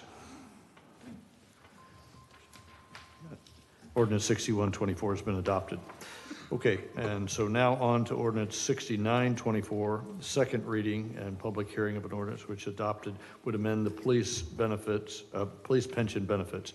Madam City Attorney, if you read ordinance 6924 for the second time by title only, please. Ordinance number 6924, an ordinance of the City of New Smyrna Beach, amending the City of New Smyrna Beach Police Officers Retirement Plan. Amending Article 9, Administration of the Plan by adding a section 9.06, Pension Board meetings, attendance at meetings, providing for severability of provisions, repealing all ordinances in conflict herewith, and providing an effective date. Thank you, ma'am. Appreciate that. Director Kidd, we're ready for your support report, Heather. Thanks. You have my support on this also. Thank you, ma'am. This is strictly something that the board asked for so that they could monitor the attendance, the physical attendance at the board meetings, and that they could allow special meetings that the chairman would, or the majority of the board would be able to hear. City Attorney and I both read the proposal and support the amendment. Very good. Any questions of Director Kidd? Thank you very much. Appreciate that, Heather. Public hearing is now open. Are there any citizens who wish to speak on this topic? Please come forward and you'll be heard. Seeing none, public participation is now closed. If there's any further discussion by my colleagues, is there a motion to adopt ordinance 6924? So moved. So motion and a second. Madam City Clerk, please call the roll. Commissioner Ashley? Yes. Vice Mayor Martin? Yes. Commissioner Perine? Yes. Commissioner McGurk? Yes. Mayor Cleveland? Yes. Thank you. And now on to items 9F, which is the second reading and public hearing of an ordinance which adopted with the New Smyrna Beach Code of Ordinances, Chapter 2, Administrative, and Article 2, City Commission, Section 2.51, Time and Place, it effectively moving our recess from July to June, no meeting in June. Madam City Attorney, would you please read this by title only, please? Ordinance number 7024, an ordinance of the City of New Smyrna Beach amending the Code of Ordinances, amending Chapter 2 Administration, Section 2-51, Time and Place to change the July recess month to June, providing for codification, providing for public hearing, providing for conflicting ordinances, providing for severability, and providing an effective date. Thank you, ma'am. Public hearing is now open. Any member of the public wish to speak on this topic, come forward and you'll be heard. Seeing none, public participation now closed. Is there a motion to adopt ordinance 7024? So moved. A motion Second. and a second. Madam City Clerk, please call the roll. Vice Mayor Martin? Yes. Commissioner Perine? Yes. Commissioner McGurk? Yes. Commissioner Ashley? Yes. Mayor Cleveland? Yes. Thank you. Motion carries. On to item 9G, ordinance number 10125. Consider a second extension of the temporary moratorium on issuance of certain building permits for Venetian Bay Phase 2. Madam City Attorney, would you please read it, ordinance 0125 for the first time by title only, please? Ordinance number 125, an ordinance of the City of New Smyrna Beach extending the temporary moratorium adopted by ordinance number 1724 and continued by ordinance number 3524 on the issuance of certain building permits for a section of Venetian Bay generally located north of State Road 44, east of Airport Road and south of Medina Way that would impact the malfunctioning stormwater system for a period ending no later than July 22nd, 2025, unless automatically terminated or extended by a subsequent ordinance, providing for conflicting ordinances, providing for severability, and providing an effective date. And just a note, this is an item on first reading, but this requires a public hearing on first reading, so we will need to vote on it. Okay, so took the words right out of my mouth. This is the public hearing, and we'll vote on the first and second time. Over to you, Director Corbin. Thank you. Let's see if we can get the screen started. Here we go. Most of you all have seen this presentation a couple of times now, but for Commissioner Ashley, he hasn't seen it, so I will go through all of them. This is a photograph from last fall when streets in Portofino Estates were flooded, and this was not during a hurricane event. This was after it had been raining heavily for a week or two, and everyone was concerned, this wasn't a hurricane, why is this happening? Shortly after that, we began our work and trying to find out what was going on. Some key events in September, there was street flooding, what I just showed you. October, St. John's River Water Management District issued a warning letter to the Venetian Bay HOA. In November, there was again street flooding. In April, we issued our first moratorium. Then we issued a second moratorium. We had no street flooding up until Milton came, in which there was extreme street flooding in Venetian Bay. And, luckily, no homes were flooded that we know of.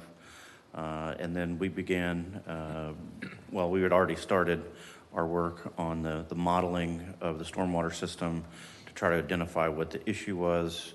In November, we did have our results, and we shared those with the Venetian Bay HOA. And they have since sent a letter to St. John's trying to resolve the issues that were sent to them in the warning letter.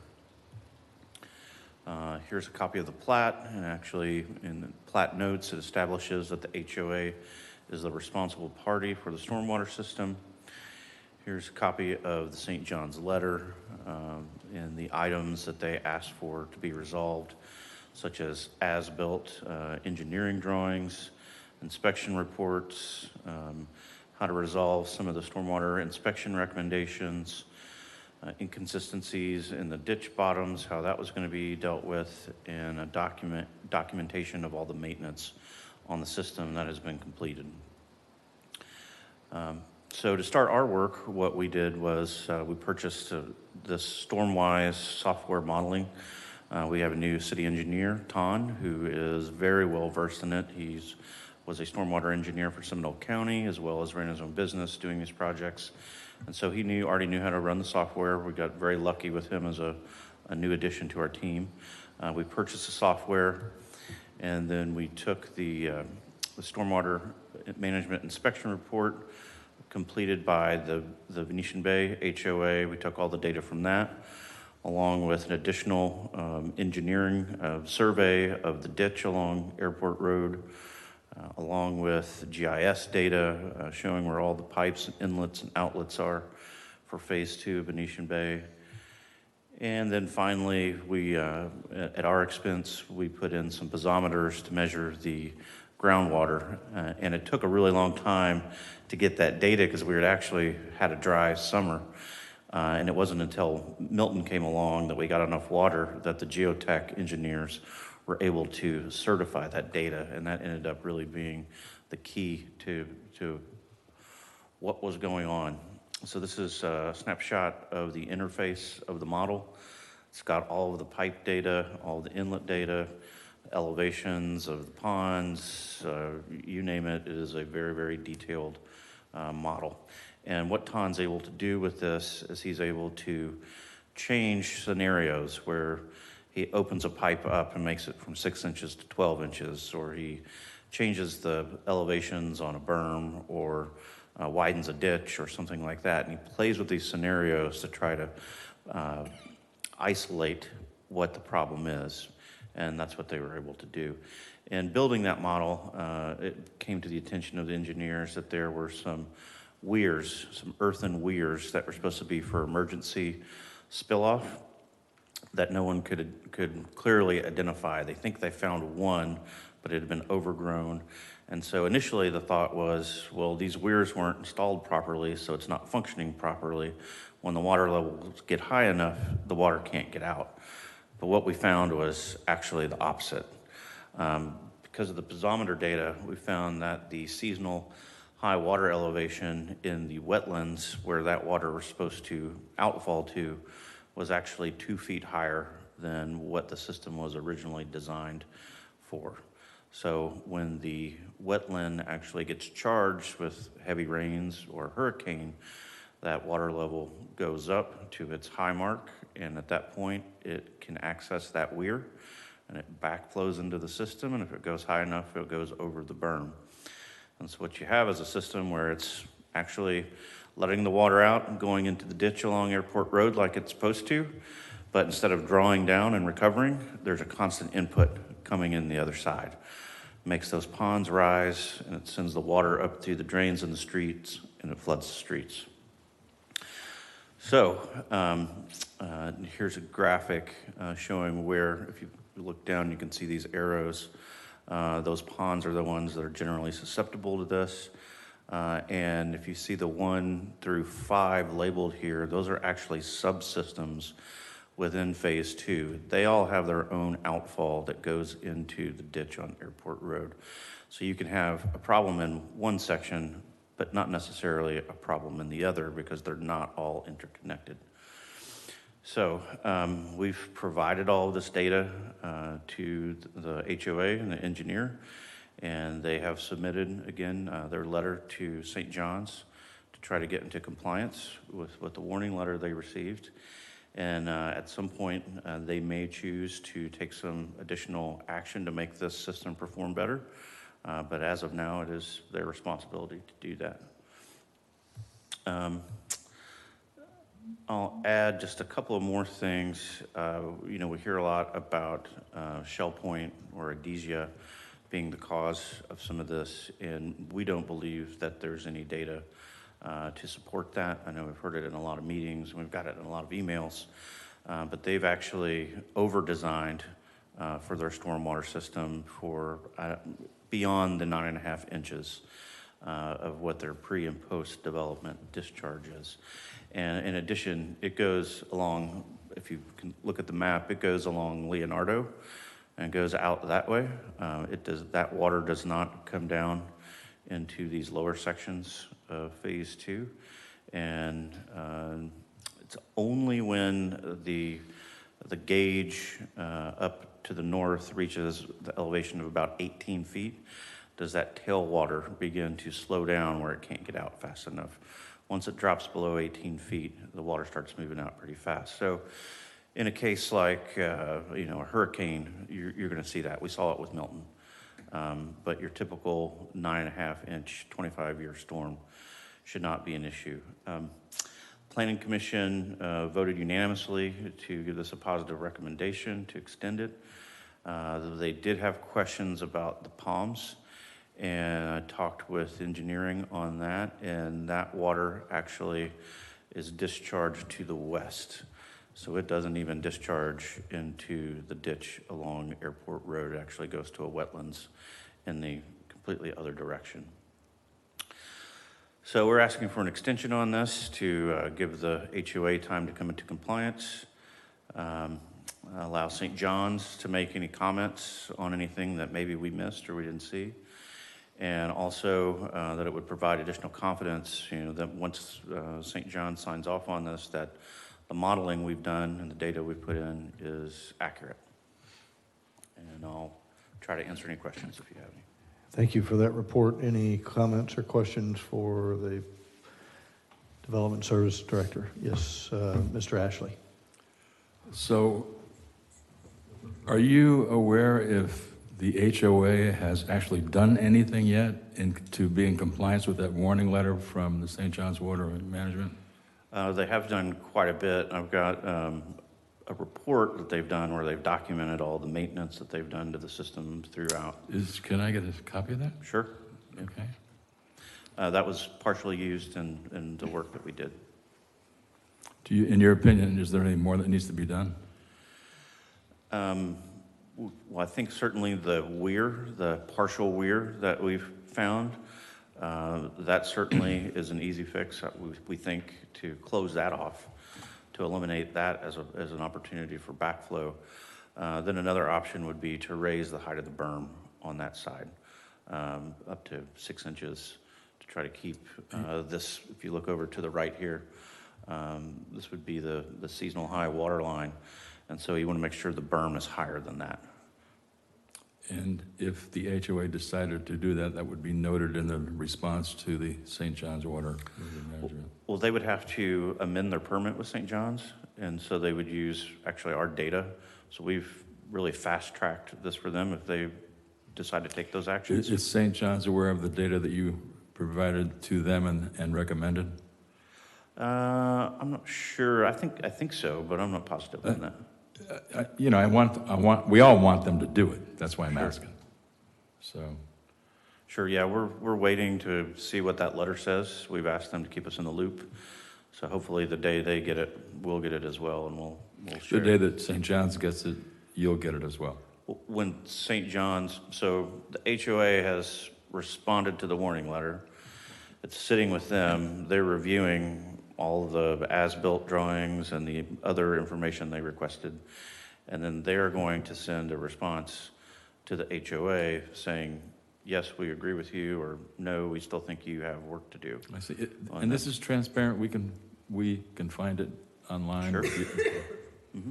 I'll probably need your help then, too. Okay. Happy to do so. Okay, any of my colleagues? Got a couple, Shane. So from this picture here, is this design from day one flawed, or has the topography changed to make it no longer functional?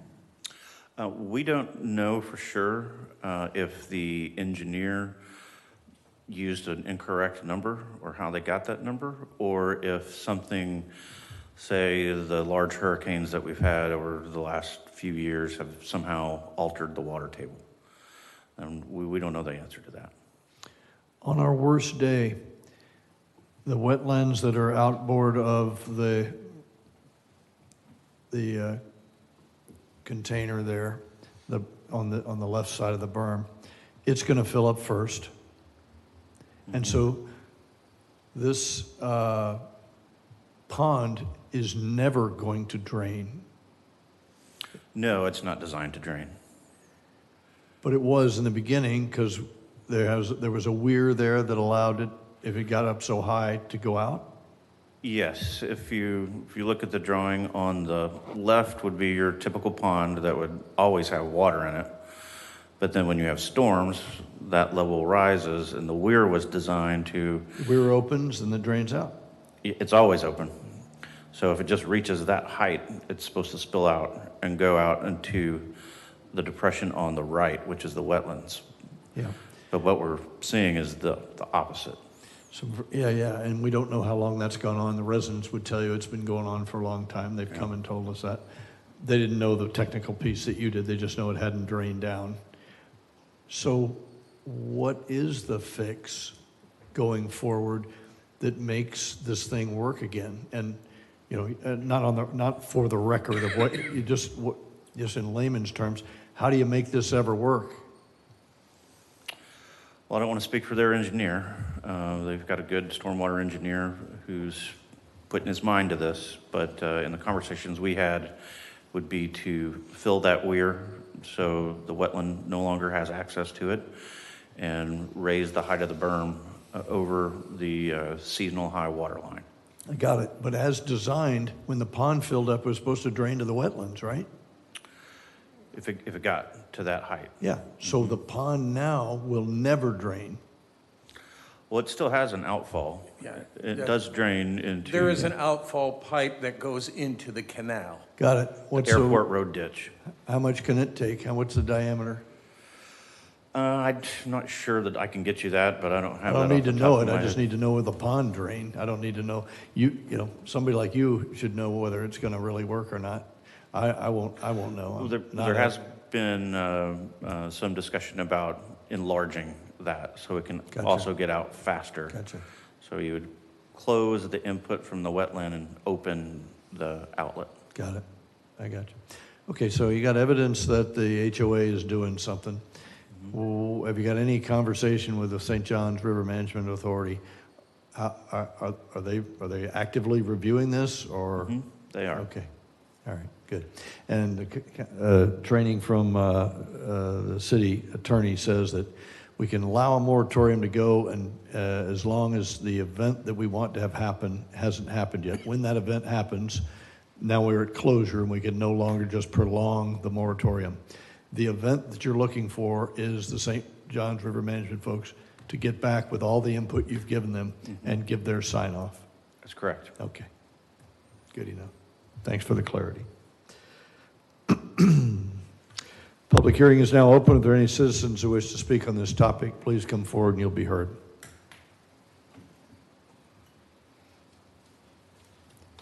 Hello, Mr. Blueback. Good evening, all. Joe Blueback, Venetian Bay. Just some clarification. It turns out we keep talking about the HOA. The HOA is responsible for the maintenance of the canal system in Venetian Bay. It is not responsible for its design or its adequacy. The issue seems to be on the table, was it installed as designed? Forgetting that design, in fact, may not be adequate for the issues that we're having today. Back to my board here.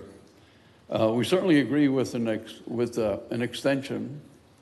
We think it's probably a little shorter than it needs to be. We would like to be able to go through another full 12 months to be able to not only incorporate the results of the modeling analysis that's going on to the city, and we certainly applaud that, but it will also allow us to go through another season of storms and hurricanes to see and gather more data to see if in fact everything is kosher with that. Unfortunately, the influence of the moratorium is limited because it deals only with the section having to do with Portofino Reserve. There is other flooding within Venetian Bay that we're still waiting to be incorporated in what the city does. Lastly, there was an interesting conflict with today's meeting. Simultaneous with this was a meeting held at the Volusia County Commission dealing with exactly the same subject called moratorium.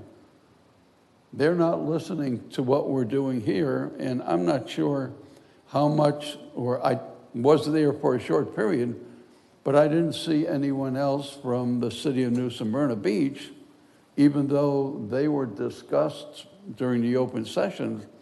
There was no one to hear, to see that. And this isn't a city issue. It's not a Venetian Bay issue. It's not a county issue. It's a Florida and state issue. And I'm still anxious to see people talking to each other as they should. Thank you. Thank you, sir. Appreciate your comments. Anyone else on this topic? Yes, ma'am. Hi, I'm Janet Hall of 106 Portofino Boulevard.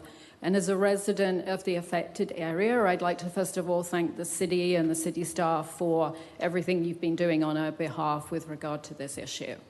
As you've seen from Mr. Corbin's summary, there are clearly issues that have been identified. We don't know whether those are due to poor construction from the outset or whether they're issues that have developed over time. But what's clear to me is that there isn't a clear pathway to resolution at this point. And I think you mentioned about, St. John's Water District being satisfied that certain things have been done.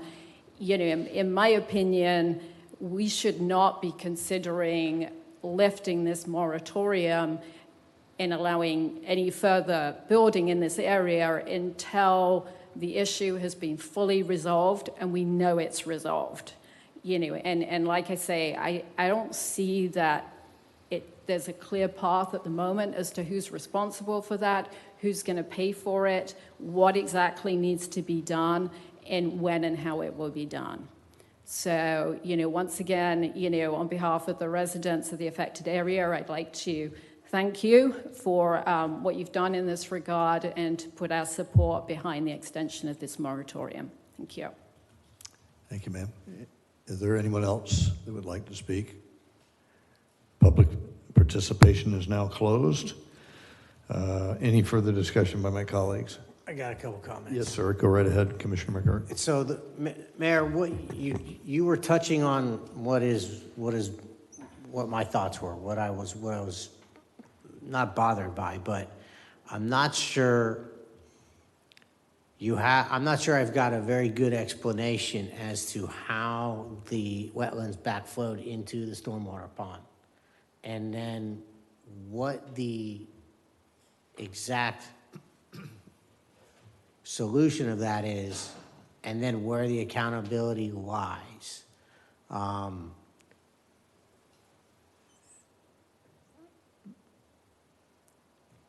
I'm not sure I see the whole picture yet, and I hope by the time we get through this process that will be clear, because I'm not an expert, but I look at this. And again, exactly the questions that the mayor asked is exactly what was going through my head. And then we refer to an outflow at another location. And I'm not sure that really completely answers the question on where that water is going. Is that adequate?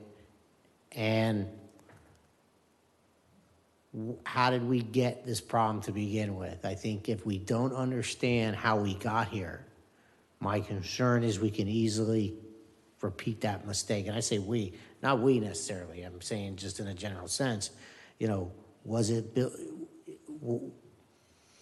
And I guess what I'm hearing is we don't really have accountability yet as to the way it was proposed to be designed. And the way it was proposed to be designed was that an accurate proposal for design?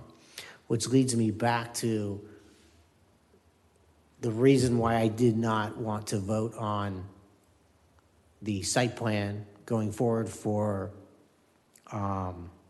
Deering Park. We hear the experts tell us, but I don't necessarily have confidence in what the experts, what are the experts using to get their data to provide to us? Is it accurate? Their calculations may be right with the data they're getting, but is the data they're getting accurate? And then we have something like this, and that supports my concern about the experts coming in and telling us X, Y, and Z. So those are my thoughts. Thank you. Very good. Any others? So to the concerns about one and done versus no, this is a bigger thing. It is a bigger thing. This is just one of many. So many different bubbles on it. Did it get designed like this? Was it ill-conceived? Did it fault? Did it break? Did topography change? All those are unanswered questions that need to get to the bottom of this. And then there's the legal piece of who's paying the bill, who owns that part of it, where's the accountability? Is it the builder? Is it the current HOA? Are they one and the same? Not going to be one and the same for long. How do we hold feet to the fire? All those things need to be fixed before we get to, in my humble opinion, sitting here today, that before we ever start up doing more building. So that's my view. To the comment about the county and what's they're doing, what we're doing, I'll relay in the commissioner remarks at the end the close-knit weave that we have with what's going on at the county. I am in contact and been monitoring what's going on at the county meeting right now. I can tell you that we have submitted city manager has submitted our original stormwater analysis after 2 storms ago and our current engineering proposal for what we're doing going forward right now, receiving accolades from the county staff, the public works director, and the emergency management director there. So lest you think we're isolated, we are going to work together through the county on this, and then outward from this county to other counties. More about that later. Is there a motion to adopt ordinance 0125? So moved. There's a motion. Second. And a second. Madam City Clerk, please call the roll. Commissioner McGurk? Yes. Commissioner Ashley? Yes. Commissioner Perine? Yes. Vice Mayor Martin? Yes. Mayor Cleveland? Yes, the Thank you. motion carries. The second reading and public hearing will be conducted on January 28th. On to first readings. The first here before the city attorney reads this is ordinance number 0225. It needs a first reading and a second reading and a public hearing. It would propose a small-scale comprehensive plan amendment, changing future use map for an industrial mixed use to an industrial use on approximately 1.43 acres of vacant land located north of State Road 44, east of South Myrtle Avenue, west of the Florida East Coast Railroad. Madam City Attorney, if you don't mind, 0225 for the first time by title only, please. Ordinance number 0225, an ordinance amending the City of New Smyrna Beach Comprehensive Plan, changing the future land use designation of 1.4 plus or minus acres of property generally located on the north side of State Road 44, east of South Myrtle Avenue, and west of the Florida East Coast Railway, from city industrial mixed use to city industrial, providing for amendment of the associated comprehensive plan maps, providing for public hearings, providing for conflicting ordinances, and providing an effective date. Second reading and public hearing will be January 28th, 2025. Thank you, ma'am. Appreciate that. On to item 10B, which is the ordinance 0325 to prevent smoking and vaping in certain public areas. Madam City Attorney, for the first time, 0325, please. Ordinance number 0325, an ordinance of the City of New Smyrna Beach amending the Code of Ordinances. Amending Chapter 58, Parks and Recreation, Section 58.2, hours established for use of parks and recreation areas, to revise park rules to prohibit smoking and vaping, providing for codification, providing for public hearing, providing for conflicting ordinances, providing for severability, and providing an effective date. Second reading, public hearing will be January 28th, 2025. Thank you, ma'am. Appreciate that. January 28th, second public hearing. There's no consideration for boards or commissions. On to the reports. Commissioner Martin, do you have a report for the commission? Nothing this evening. All righty.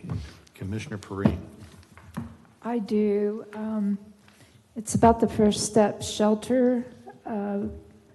The gala is February 8th. You should have gotten an email today from Kelly.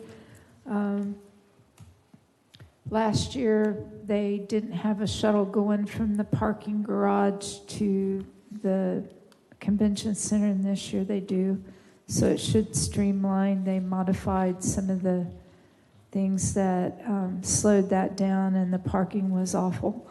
And they fixed that. So there is a shuttle if you want to just go straight to the parking garage, but please RSVP as soon as you can so I can let the director know.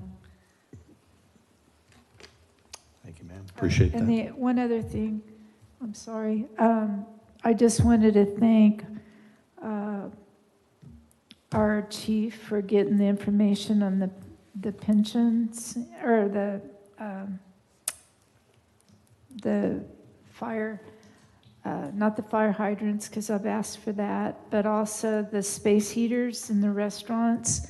They've had the fire marshal go out to restaurants, and because it's cold and the businesses need to keep, the flow going on income. And so we were able to get that letter, and I think you saw that, and they're going to post that on the website. But then also he's going to work on the fire hydrants with the Utilities Commission and let us know that they're on a schedule. They're all tested annually, so that we've had some concerned citizens like this is happening in California. Let's make sure it doesn't happen locally. So they are doing that, and they're going to put something like that on the Facebook as well. So Thank you, ma'am. thank you Appreciate for all that. of that. Thank you. Commissioner Ashley. Yeah, I'd like to thank Kevin and Carrie for their efforts on the Venetian Bay parking and helping me understand what's going on and your efforts behind that. I'd also like to thank Shane and his staff for his efforts on the Venetian Bay flooding. Much progress is being made there. Thank you, sir. Commissioner McGirt. Just want to say, hope everybody had a great holiday, Merry Christmas, and Happy New Year. I look forward to the challenges for 2025. Thank you. Fantastic. There will be some. An update from the county.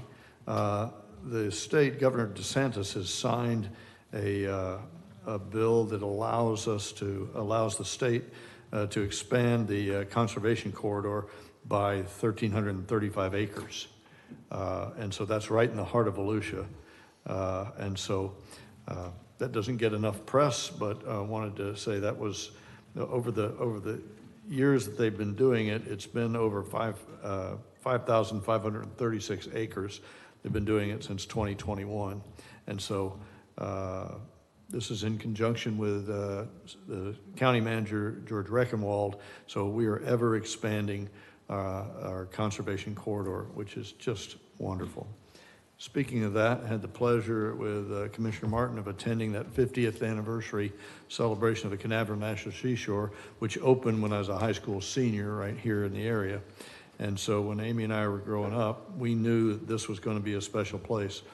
It gets over 2 million visitors a year, and with the space program just busting at the seams, they have a special team that handles space launch nights at the seashore. But if you haven't been out there, it's so worth going. We're blessed to have our very own Clay Henderson, New Smyrna born and raised, who is a environmentalist of the first order. He is at these celebrations speaking about how we actually got where we are today, and we're lucky to have that. Went to a elected officials roundtable today, accompanied the city manager there, and they had an emphasis on county, and it was the state of law enforcement in our county. And so the chief deputy, Brian Henderson, got up and spoke eloquently about what's going on in our county versus other counties. The clearance rate, which is the number of closed cases in the state and nationally, is less than 50%. I'm pleased to let our residents know that the clearance rate, meaning cases solved in Volusia County, is 88%, which is astronomical. So on behalf of the 1,000 employees that make up the county sheriff's department, they're on their game. And the interoperability that we have is second to none.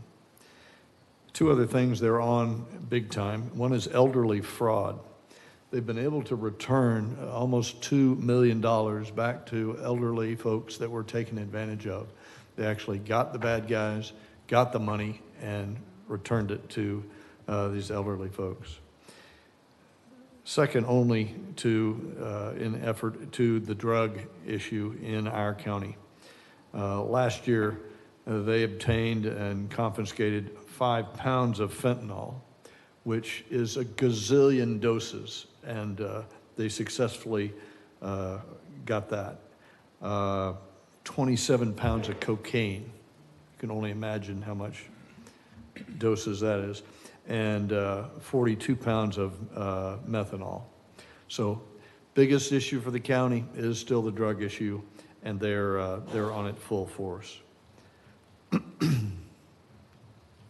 The State of the County meeting and presentation will be on the 25th of February at the Ocean Center in Daytona Beach. I want to make sure everybody knows that. There's a new mayor up in Ormond Beach, Jason Leslie, and Mr. Leslie has made himself available to what they call the 100% Club. And it's a training, it's a one-day training module that he is commended to all the cities, and it's all about human trafficking. And so this is they would like to help our county become 100% trained at the city level with the city staff. They'll bring it to us for free, and so I would implore the manager to make ourselves available for that type of training. 100% club committed to end human trafficking. Happy New Year. It's going to be a busy one. We've got lots of work to do. This commission is committed to continue to represent the citizens and do the best work we can, and in the weeds on things, as you can tell, and still broad-minded enough to look to the future so that we are protected and plan for a future that doesn't cause upheaval to the quaintness that we enjoy, but attends to more and more people that want to come to our town. Madam City Clerk, do you have anything? Just two quick things. Since you've adopted the resolution for the charter review this evening, I'll have that link on our website available for applicants to apply, if you wanted to direct them to me. And also, Commissioner Perrine, I'm happy to be a central point of contact for the RSVPs for the gala that's coming up. They also have a dinner selection, so if you'd like me to, I can do that. That would be great. Thank you so much. Sure, you're welcome. That's all. Madam City Attorney, Nothing tonight. you've had enough. Thank you for being here. I know you're under the weather. I'm grateful for all your perseverance. Mr. City Manager, anything from you, sir? Nothing else, sir. Thank you. Thank you very much. With nothing else on the agenda, we are adjourned.